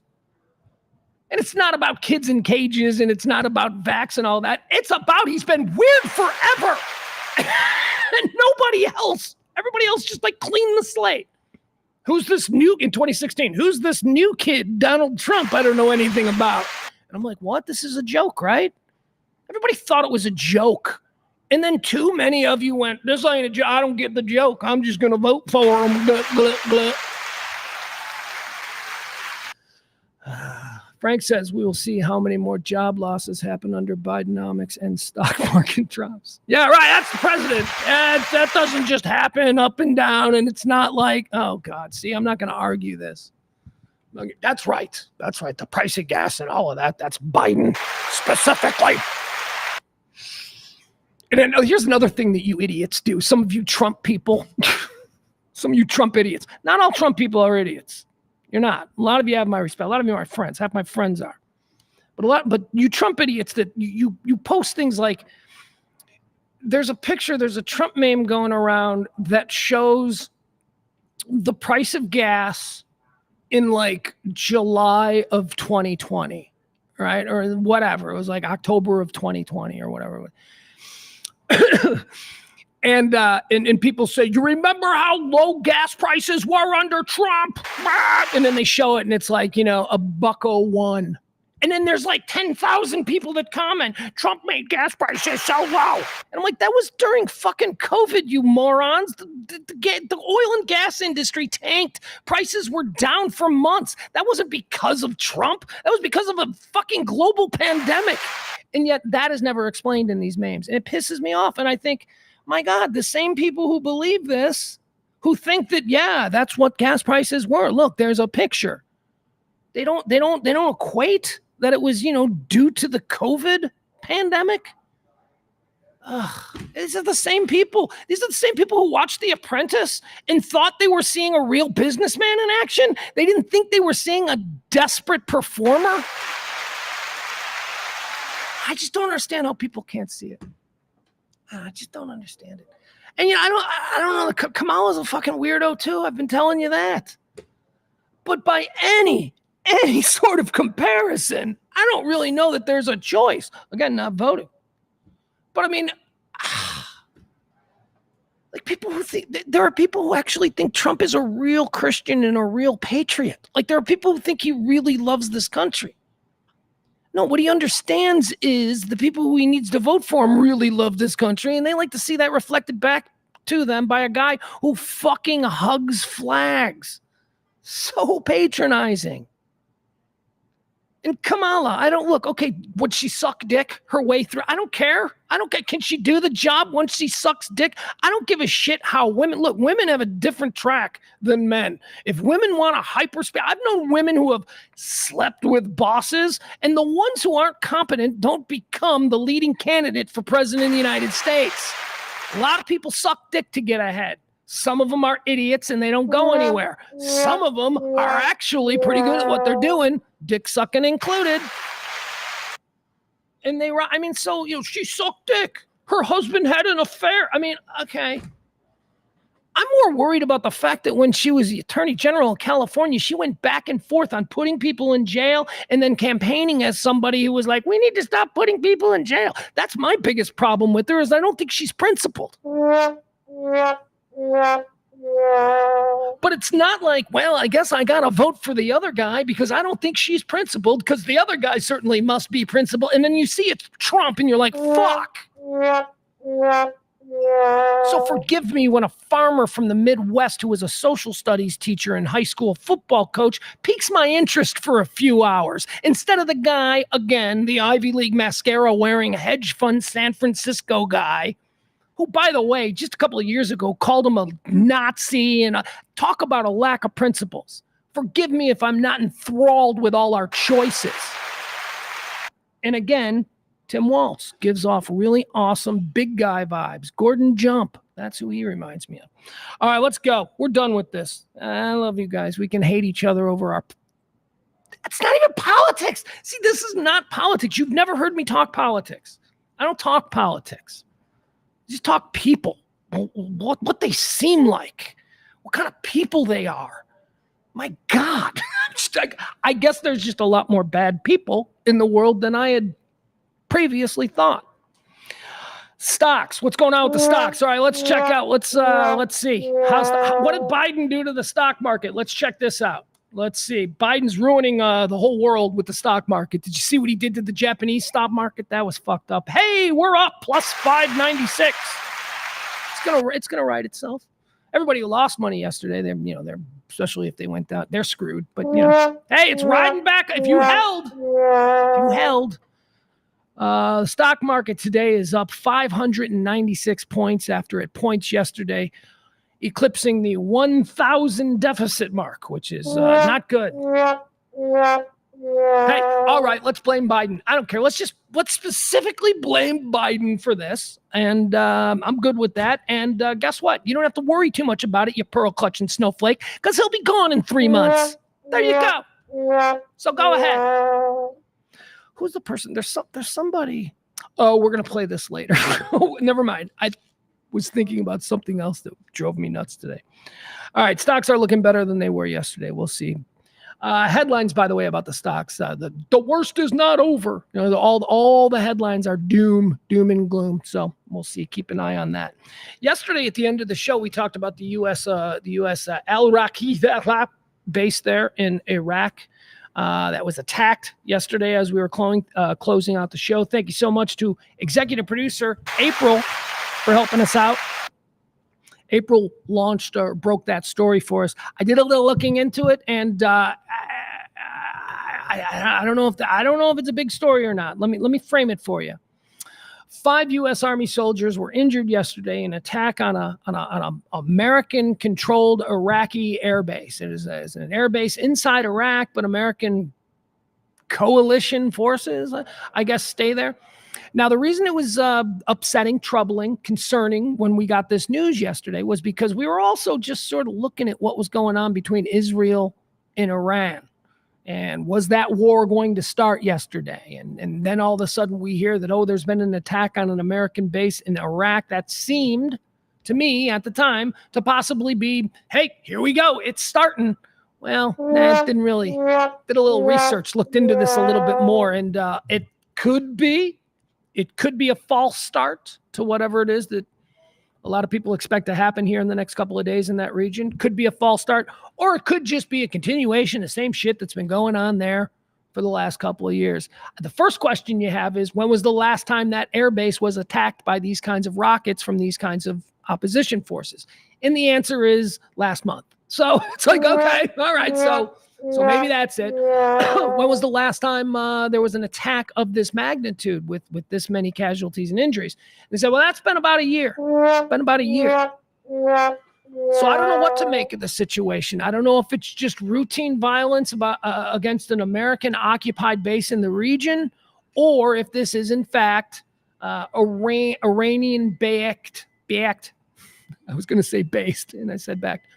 Or if this is just, in fact, Iranian-based militia groups just causing mayhem as a distraction for what is about to happen between Iran and, I don't know, like keep the Americans busy kind of a thing. I don't know. We'll see. But it did happen. 5 U.S. service members were injured. One is critically. They're saying one is injured critically, but we'll see. All right. Very tense in that region. Very tense. Let's check out the medal count. I'm sorry. Let's not do the medal count. Let's do this. Google got their ass handed to them yesterday. Did you guys see this story? Google. This is now a lot of people, and I don't know what the hell I'm talking about here. Hell, I don't know what I'm talking about with half of this stuff, right? I'm just freeballing it. It's a stream of consciousness rant. But Google took one on the chin yesterday in federal court. There's, all right, let me read this to you just because I want to get it right, because there are people that are saying that this decision that occurred yesterday while all these other things were going on in the news, people didn't pay attention to this. This decision that was handed down yesterday in a U.S. federal court could change the way we use the internet. It could radically change it. Google has an illegal monopoly on search. U.S. judge finds. What does that mean? I mean, I guess, when was the last time you used Ask Jeeves or Alta Vista? When was the last time you used, well, now I use Bing.com fairly commonly for pictures when I'm, looking to show pictures. All right, let's find out exactly what happened with Google, because it is a big deal. A U.S. judge ruled Monday that Google violated antitrust law, spending billions of dollars to create an illegal monopoly and become the world's default search engine. The first big win for federal authorities taking on big tech's market dominance. This is amazing. Google does have a search monopoly. I mean, I jokingly said, when was the last time you used Alta Vista? But the fact of the matter is, there is one company that knows everything about all of us. What we search is very private to us. Even more so, if somebody said, can I look at your bank account or can I see your search history? I might be like, here, my bank account's this way. Just because you don't expect anyone is ever going to look at your search history. You think that that's your own private thing. You have weird thoughts. You have questions about something. You want to see a picture of what it looks like when a bowling pin goes through a guy's head. You're going to search that. It's not always the most flattering inquiries that you might have. So, but I've always thought that is a power that Google has that I don't know that we're all fully talking about, that they know everything about all of us. Now, I'm not worried about it because obviously I've been doing this show for 3 years and, we cannot grow. So I'm an open book. Nobody is interested in me, least of all Google. But what if they wanted to target somebody? What if they wanted, I don't know. It's just always been kind of troubling. The ruling paves the way for a second trial to determine potential fixes, possibly including a breakup of Google's parent company, Alphabet. We're going phone company on this bitch. We're going, remember, Ma Bell? You guys old enough to remember that? Did you guys live in a world before there was a thing called AT&T? Used to just be Ma Bell or Bell, or where I was from, Illinois Bell. Down here, it was Southwestern Bell. Then all of a sudden the government said, why do you own all the phones? Why are you 100% in charge of who gets to talk to who when? And they broke them up. And now we have AT&T. Now we have Sprint. We used to have, do you remember when long distance, the breakup of AT&T is probably most remembered by the string of 1-800 collect phone calls, commercials. Those, because it used to just be, if you needed to call somebody in California, the phone company, Ma Bell, could charge you whatever the hell Ma Bell wanted to charge you in that moment. And then they said, no, you have a monopoly. And then so we started to have all these other fly-by-night phone companies. Dial 1-800 collect, and you could get better rates. And same with cellular phones now. There's a whole bunch of different companies. But it's kind of what could be in the future for Google. I don't know what that would look like. Like, I don't know that I want another search engine, right? Isn't that the other side of this thing? It's like, okay, so suddenly there's another search engine that I can use. I'm going to pass. I'm good with Google. I know how to use Google. I don't know. I don't know what this is going to look like. As it says, the ruling paves the way for fixes that could be discussed after a second trial. It's also a green light to aggressive U.S. antitrust enforcers prosecuting big tech, a sector that has been under fire from across the political spectrum. The court reaches the following conclusion. Here's what they say, okay? Google is a monopolist, and it has acted as one to maintain its monopoly. This according to U.S. District Judge Amit Mehta in Washington, D.C. Google controls about 90% of the online search market and 95% on smartphones. The remedy phase could be lengthy, followed by potential appeals to U.S. courts, District of Columbia Circuit, or the United States Supreme Court. The remedy phase could be lengthy, followed by potential appeals to the U.S. Court of Appeals, the District of Columbia Circuit, and the United States Supreme Court. The legal wrangling could play out into next year or even 2026. Big ruling, but again, as with everything in this world, or this country, I should say, with our justice, you got a good lawyer who's willing to pursue another case. You never know how the chips are going to fall second time around. But again, okay, so they're going to break up Google. Google, you might keep me, Google. I really don't. Again, I don't think that there's anything in my search history that you'd be interested in. And I kind of like the way, I've kind of been using you now for a good 15, 20 years. When did I start using Google? I think with Gmail, right? It was when everybody had to get Gmail. I think that's when I started using Google. How's that sound? We got a little bit of construction going on over there. I apologize for the sound. How bad is it? I want to go back and listen. All right. Let's do a medal count. Let's talk about what's going on at the Olympics. People, studio. We're building out studios, so please bear with us. Medal count. Yesterday, now, you know me, I want to see America in the lead. I know we're in the lead as far as total medals. We've got more silver than anybody else. We got more bronze than anybody else. We've been going back and forth in the gold. China's got the most gold. But we've got, maybe they'll be done in a second. All right, there you go. But we've got more total medals than fuck.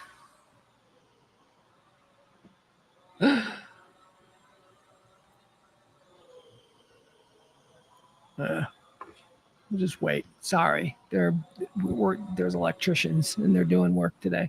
I apologize. All right, maybe they're done. Takes a lot to get them out here.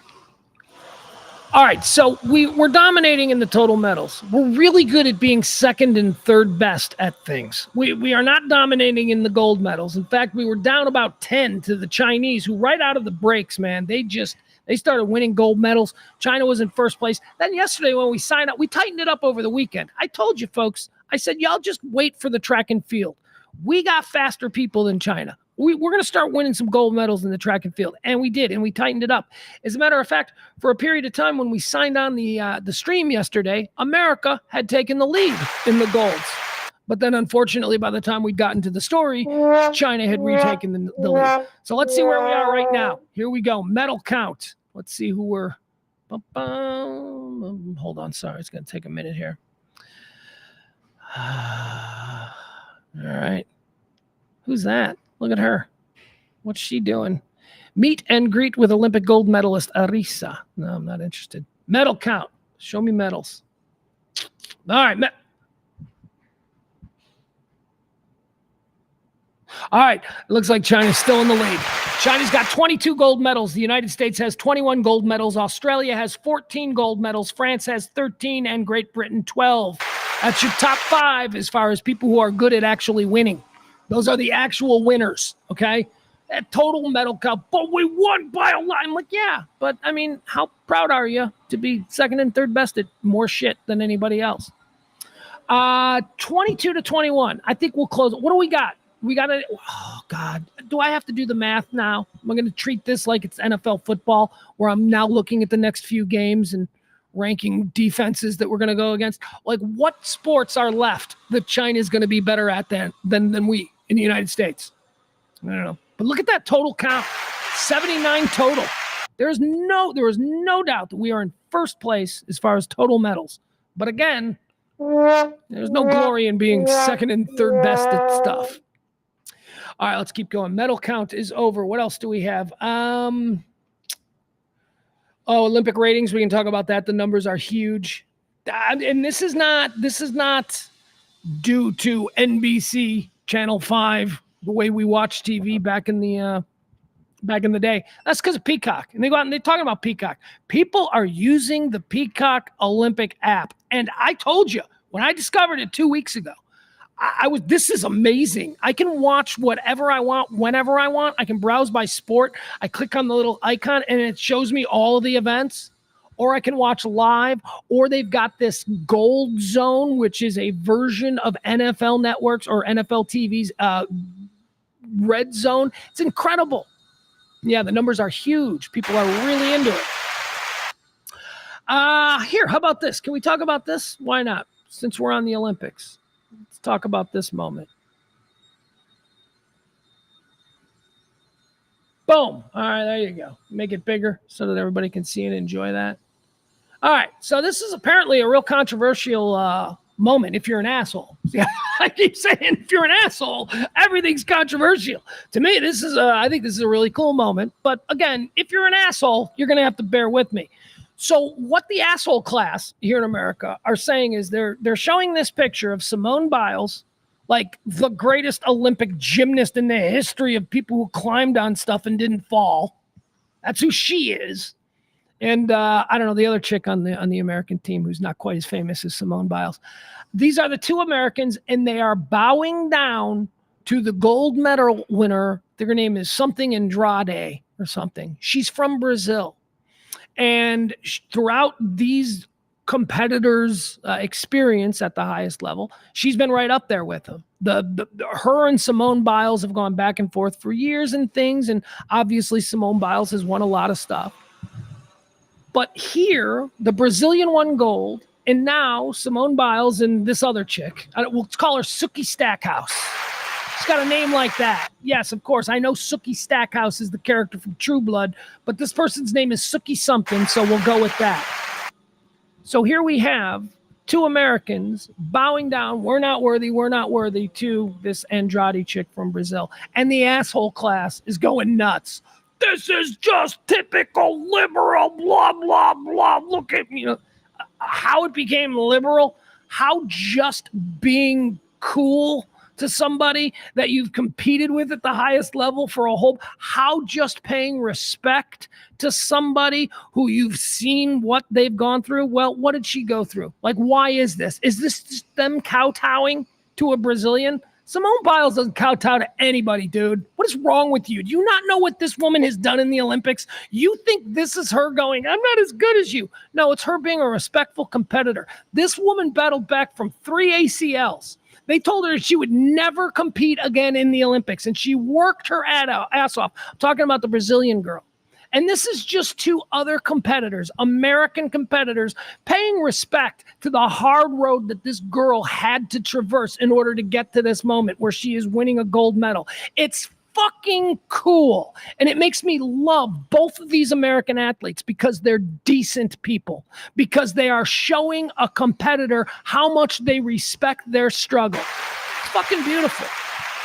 But again, if you've come across this on your timeline, be it Facebook or whatever, chances are it's going to be some guy going, look at these fucking snowflakes. It's going to be somebody doing that.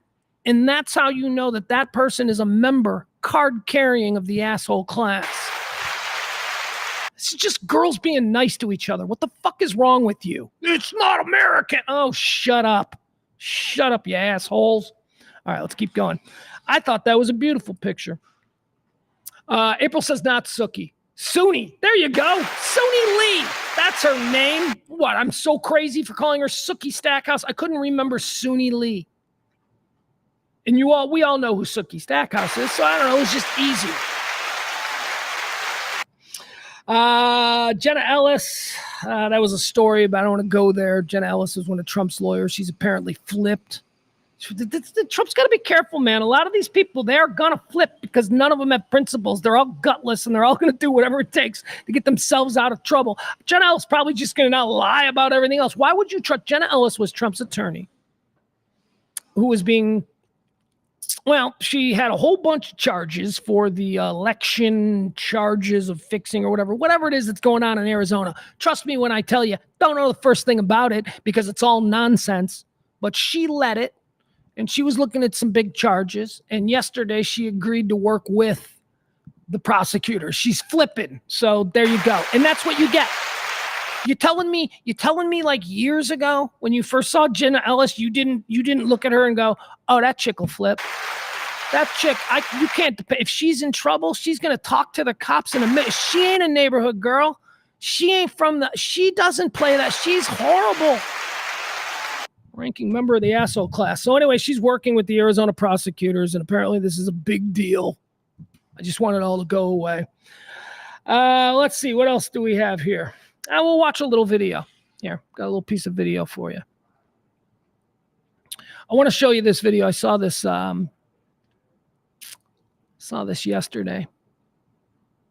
It might be old too. But, we have a saying here on this show. I want everybody to feel welcome here. If you're on the right, if you're on the left, whatever. I don't want assholes. I don't want jerks. Don't come in and take a shit in my chat room, that kind of thing. But almost anybody is welcome here, with the possible exception of 3 groups of people. What are those groups of people? 1, people who have been arrested for fighting in a Target store. Okay? Doesn't matter what for. If the police have been called because of the way you behave inside a Target, you're not allowed to listen to this show. Okay? You're not going to get it. You're not going to like me. I'm going to probably talk about things that you take personally quite a bit, so just go on.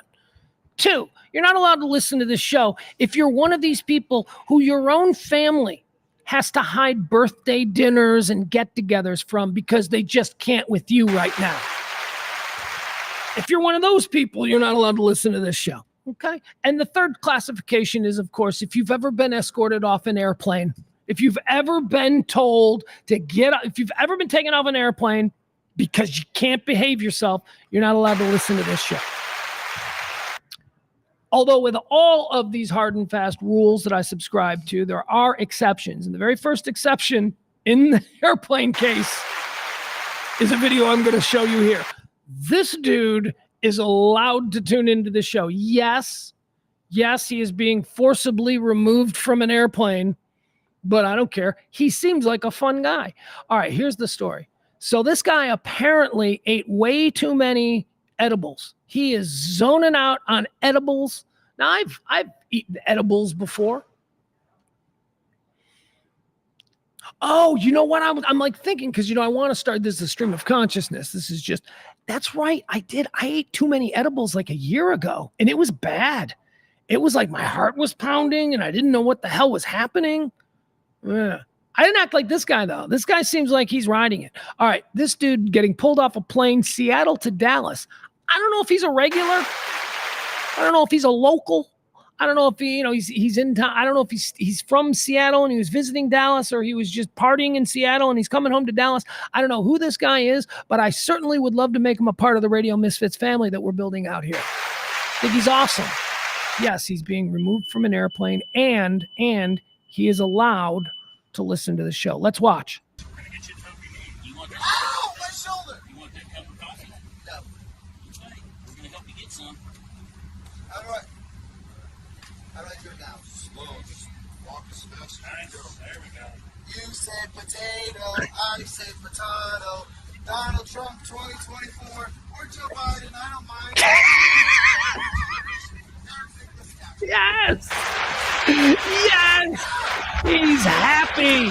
Let's watch it again. Ow, my shoulder! You want that cup of coffee? No. Okay, we're gonna help you get some. How do I do it now? Slow, just walk as fast as you go. There we go. You said potato, I said potato. Donald Trump 2024, or Joe Biden, I don't mind. All right, there you go. That dude, I hope he's a local. I would like to meet him. I love that attitude. Donald Trump 2024, or Joe Biden, I don't mind. That's exactly how that dude and me, we could hang out. That is somebody who does not make who they plan to vote for in November the first thing you learn about him. I like that guy. Let's see here. Barney says you ate a whole chocolate bar. Yeah, that's right, Barn. Thank you. I did. That's right. It was like a chocolate bar. Barney wants to know, being arrested outside a Walmart is okay. Yeah, it's different. Yeah, no, it's different. Well, I mean, wait, are you being arrested outside the Walmart because you somehow escaped after doing what you did inside the Walmart? Because, and what are you being arrested for? Barney, I don't know. These questions, you're blowing my mind, son. You're blowing my mind. Shmi says he's pretty chill. He wasn't throwing hands. He was just stripping and singing about taters. Right. And here's what I love about him. Because even though he's super high, he starts singing and just whatever comes into his head. And, everybody is talking politics. So the first thing out was Donald Trump 2024. But then even in his reduced state, let's say, even in that state, he recognized that was kind of a shitty thing and he might upset half the plane. So he changed it to, or added, I should say, or Joe Biden, I don't mind. It's just, yeah, that dude's awesome. Or Joe Biden, I don't mind. I don't want to fight with you about it. It's not a big deal. Wow. That's a lot. I don't know. I mean, like I said, when I ate that whole chocolate bar about a year ago now, I just felt sick and shaky and I didn't know what the hell was going on. Let's see here. Oh, Barney says, no, you take it outside like gentlemen. He's discussing like when you get into a fight, so I guess what you're asking, Barney, is it okay to get so sideways with a stranger while just visiting a Walmart that it rises to the level where one of you is challenging the other to take it outside? No, don't go to Walmart and get into fights. Okay, there you go. I'm issuing a ruling. When I walk into a Walmart, I am just like, no eye contact. I'm getting what I'm getting. I don't dilly-dally. And I certainly don't walk around going, fuck you looking at, dude. I guess there are people in Walmart who are doing that. I don't do that. Walk into a Walmart, move out of people's way. I'm very good at a grocery store, though. I told you yesterday about my superior grocery shopping skills, especially when it comes to Kroger. The unfortunate downside of living a life like this, a life where in order to eat, you must go to the grocery store every day to find the clearance shit, the soon-to-be spoiled meats, That's another big one in my freezer. Soon to be spoiled meats. My son has never said anything about it. I love that about him because I know that I know that he's like, I know that he's seen everything we eat with a giant half price sticker on it. But I don't know. Hey, he's a name brand kid. It's the only way we can bring name brands into the house. I got to go to Kroger today because it's Tuesday, and Saturday, Sunday, and Monday, the frozen food clearance section was empty.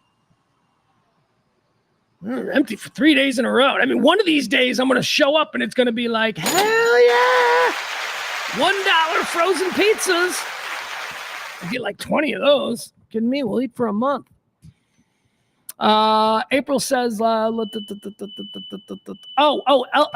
is April got more information on this guy on the flyer? It says he alleged in the complaint and detention. Okay, hold on. You know what? She's got info on him. See what she's saying. Well, we should share this with the whole class, right? All right, here we go.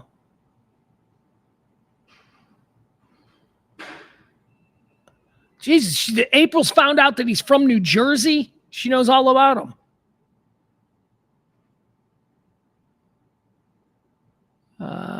April says, alleged in the complaint and detention memo, Gapco, is that his name? She says he's from New Jersey. Gapco failed to follow instructions to remain in his seat.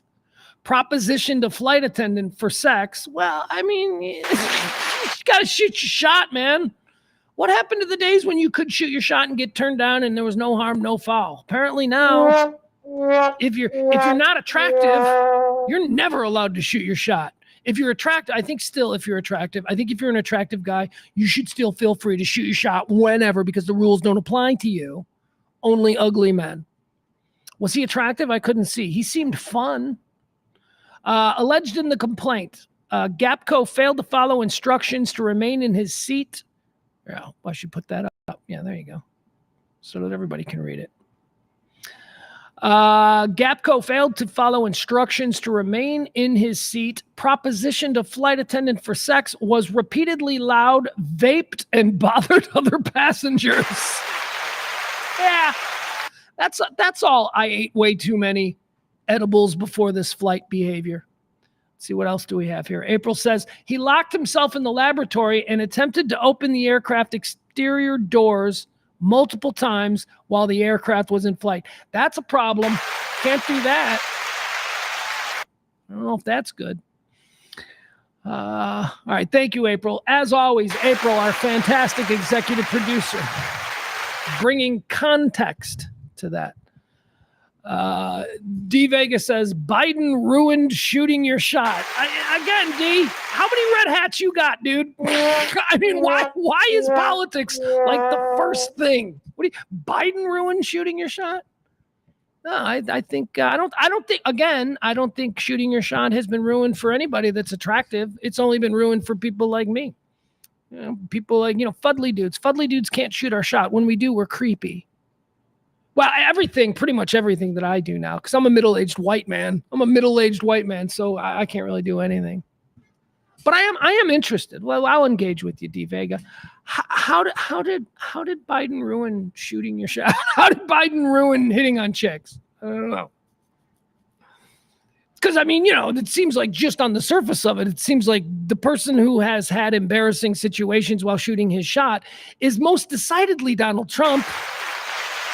I mean, he's got like a whole slew of women. So, I mean, I just don't know how Biden ruined shooting your shot. I don't get it. Biden probably ruined a whole bunch of things because, he's a bag of dick as well. He seems like a nice bag of dick, though. I'll give you that. Biden's not an asshole. He might be inept. He might be incompetent. He might be a career politician, but he's not an asshole. He doesn't seem like a dick. Let's see here. Yes, Smee is right. Thanks to April. April is providing the type of journalism that we need.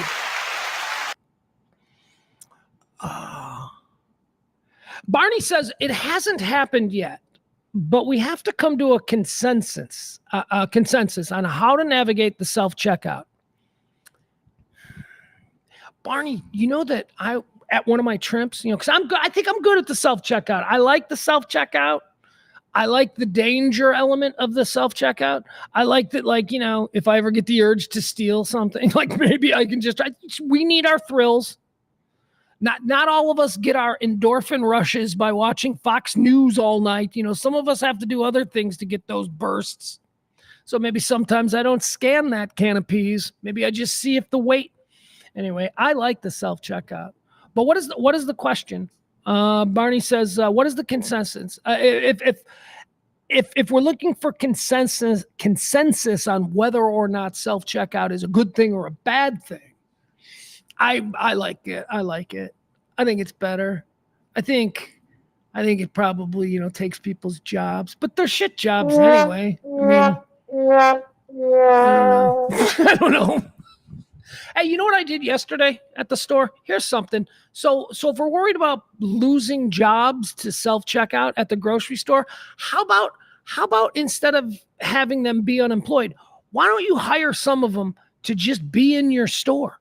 To just be in your store and not walking in a really quick pace, like, you know, they can't be bothered and don't want you to. How about just have them stationed places? You know who's good at that? Home Depot's good at that. Home Depot, every time I go into a Home Depot, there's a dude in an orange vest somewhere. If I got a question, he's right there. Kroger is the worst. I spent a good half hour looking for shake and bake yesterday. Now, some of you, maybe you're pro shoppers, maybe your moms, maybe you make a lot of shake and bake. I have never purchased shake and bake at the store before.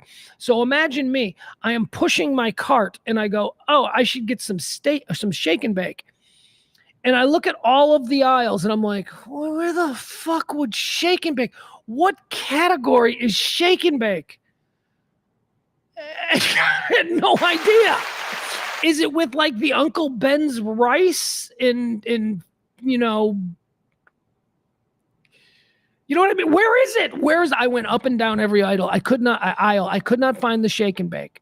I got to the point where I'm standing helplessly in the middle of a Kroger saying into my Google, where is shake and bake in a Kroger store? Yeah, you know what? Gave me nothing. Gave me nothing except that I stood there for a minute and a half and read an article about how shake and bake is no longer really around. That made me feel good. I was like, maybe there is no shake and bake because there is no shake and bake anymore. And so the aisle I'm looking for is non-existent. But then I thought, no way. People still eat breaded pork chops and nobody is doing it from scratch. So what is the new thing? And I bought something else. I finally did find it. But man, you guys ever rage shop at the grocery store at the Kroger? Because you're just so angry that it doesn't make sense where something should be. You know, like what this should be in that aisle, but it's not. It's not in that aisle. It's in a different. I get so angry. I will. That's why I want that. That's it. You found me out. Okay. So instead of firing the cashiers, just have the cashiers there standing in the aisles so that people like me can just rage at them for, you know, powdered sugar not being where the other sugars are, but instead over where the baking products are.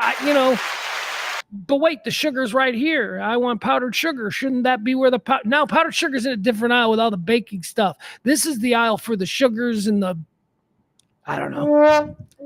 Let's do that. Let's make all of checkout self-checkout. And instead of firing these people, let's just make them answer our angry things. Let's just make them take our angry vibes.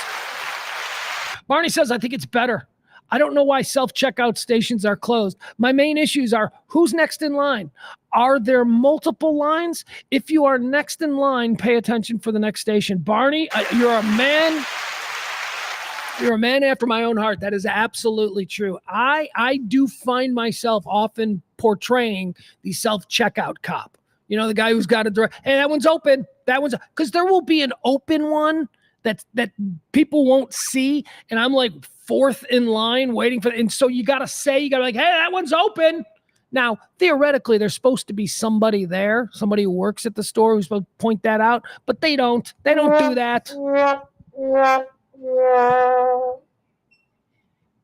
Oh, the other thing that I've only learned recently was I used to panic because, you know, it's all based on weight. It's amazing. It's like magic. I don't know how this self-checkout thing knows how much this is supposed to weigh, But you scan it and then you put it in the bag and it's on a weight thing. And there's a light, at least at the Kroger. If it's red, don't touch the bag. As soon as it goes solid green, you can then take the bag and you can put it in your cart. For years, I didn't know you could take the bag and put it in your cart after it was weighed. I thought you had to have all of your bags in that bagging area, or else, they'd be like, he's stealing stuff, which was really crazy. And I never understood why they didn't then allow a larger area for your bags. They don't. It's a tiny area. I've got $100 worth of groceries. That's going to be 18 bags. And I'm working with a space that is only designed for 2 bags at a time. How is this And then I learned the red light, green light thing. And I'm like, green light, it can go. Something else that I wanted to mention. Hi, Chuckles. Is Chuckles just showing up now? Showing up late to the party? Look at the chat room. The chat room is banging late in the show. Good to see all you people. The thing that's been bothering me, the social crime that's been irritating me the most recently is because I've begun frequenting a 7-Eleven. I have not been using a 7-Eleven, a convenience store, for anything in quite some time. But now, with coming to the studio every day, I stop at the 7-Eleven. It's part of my ritual. I get a big gulp. Here you go. Here you go. So one of my huge problems with you people, and when I say you people, I'm speaking of the royal we. I'm speaking of the greater us. One of my big problems with humanity, not as big as you assholes that won't return your shopping cart on principle. Not as big as that. But here's just under that, a thing that you guys are doing that you need to stop doing. When you go to a place and you get yourself a self-serve soda, be it a McDonald's, be it a 7-Eleven, get yourself a big gulp. Self-serve, you're doing it yourself. When you're doing that and you take a straw and you take the straw out of the paper straw condom that it comes in, you slide it off, 99.9% of you fuckers are just leaving that straw right there on the counter. There is literally, in most cases, a garbage can that you don't even have to move for. You could probably just knock that straw. You could just blow on the straw, and chances are it's going to go into the garbage can. But you people can't even do that. I walk into this 7-Eleven every morning, and the counter of the Big Gulp is just filled with soda-soaked paper straw condoms. Will you people start throwing out your paper straw condoms? It's not that hard. It's right there. You don't even walk anywhere. You realize there's a hole in the surface that it's right next to. You could just move it over into the hole. That's a garbage can under there. Why can't we do the little things? Why can't we move over to the left when we're driving in a 2-lane? Why is there always some asshole? This is something that I've noticed a lot in University/Highland Park. Why is there always some asshole in the right lane at the red light who's going straight, even though there's 5 people behind him with a right turn signal on going, dude, you're holding us up. Move over to the left. Throw out your straw condoms after getting a big gulp or a slushie, and for God's sakes, return your shopping cart. If you do these things, I will consider you a member in good standing of civilized society. If not, get out of here. All right, that's going to do it for today's show. I do want to thank everybody who came by today. I see, what does April say? April says those same people that don't throw that straw paper away are the same people that leave their grocery store cart. Yeah, that's exactly what I said. Do you know how easy the grocery store corral is to find? It's not like there's one on each side of the parking lot and grandma's going to be asked to traipse across 3 or 4 aisles of parking. No, there is literally a cart corral like every 5 feet. And still, you see people who just leave their carts there. Bunch of anarchists. This is a civilized society. Let's see here. D. Vega, when Trump was in office, you could get 30 bags for $100. All right, baby, I got you. Wink, wink. You're fun. We're fun. Peter says, thank you, Pugs. Y'all have a great day. Yeah, you guys, thanks a lot. Appreciate it. Don't forget, Pledge Week is in full effect. If you want to support the show, you've got 2 more days to do it. We're going to keep it going. Help out the show. I'd greatly appreciate it. Check out, what do we need to tell you? Check out everything there on radiomisfits.com. If you like podcasts, boy, oh boy, they got them. I might be partial, though, to Nick DiGilio's show. Just find Nick DiGilio over there. He's got a couple. He's got the Saturday Night Live thing, and he does something else. He's really good. I like him. I mean, I used to listen to him when he was on there. He's a radio talk show host from Chicago. He's really good. He's cool. All kinds of cool things over there on Radio Misfits. RadioMisfits.com. We are Radio Misfits Dallas, live from the E-Gallery here in Dallas's beautiful design district. I thank you so much for hanging out with me tonight. Hankin. I just called you Hankin, hanging out with me. Sorry, I'm distracted by the chat room. I love seeing all you guys in the chat room late. That's good. That's good. I appreciate that. Makes me feel good. Gotta go. That's it. The stream of consciousness is over. I am not going to speak anymore.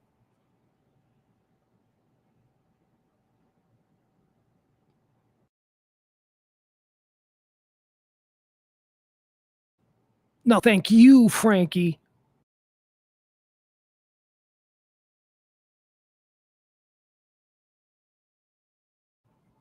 I like your style, Barney. See what I did there?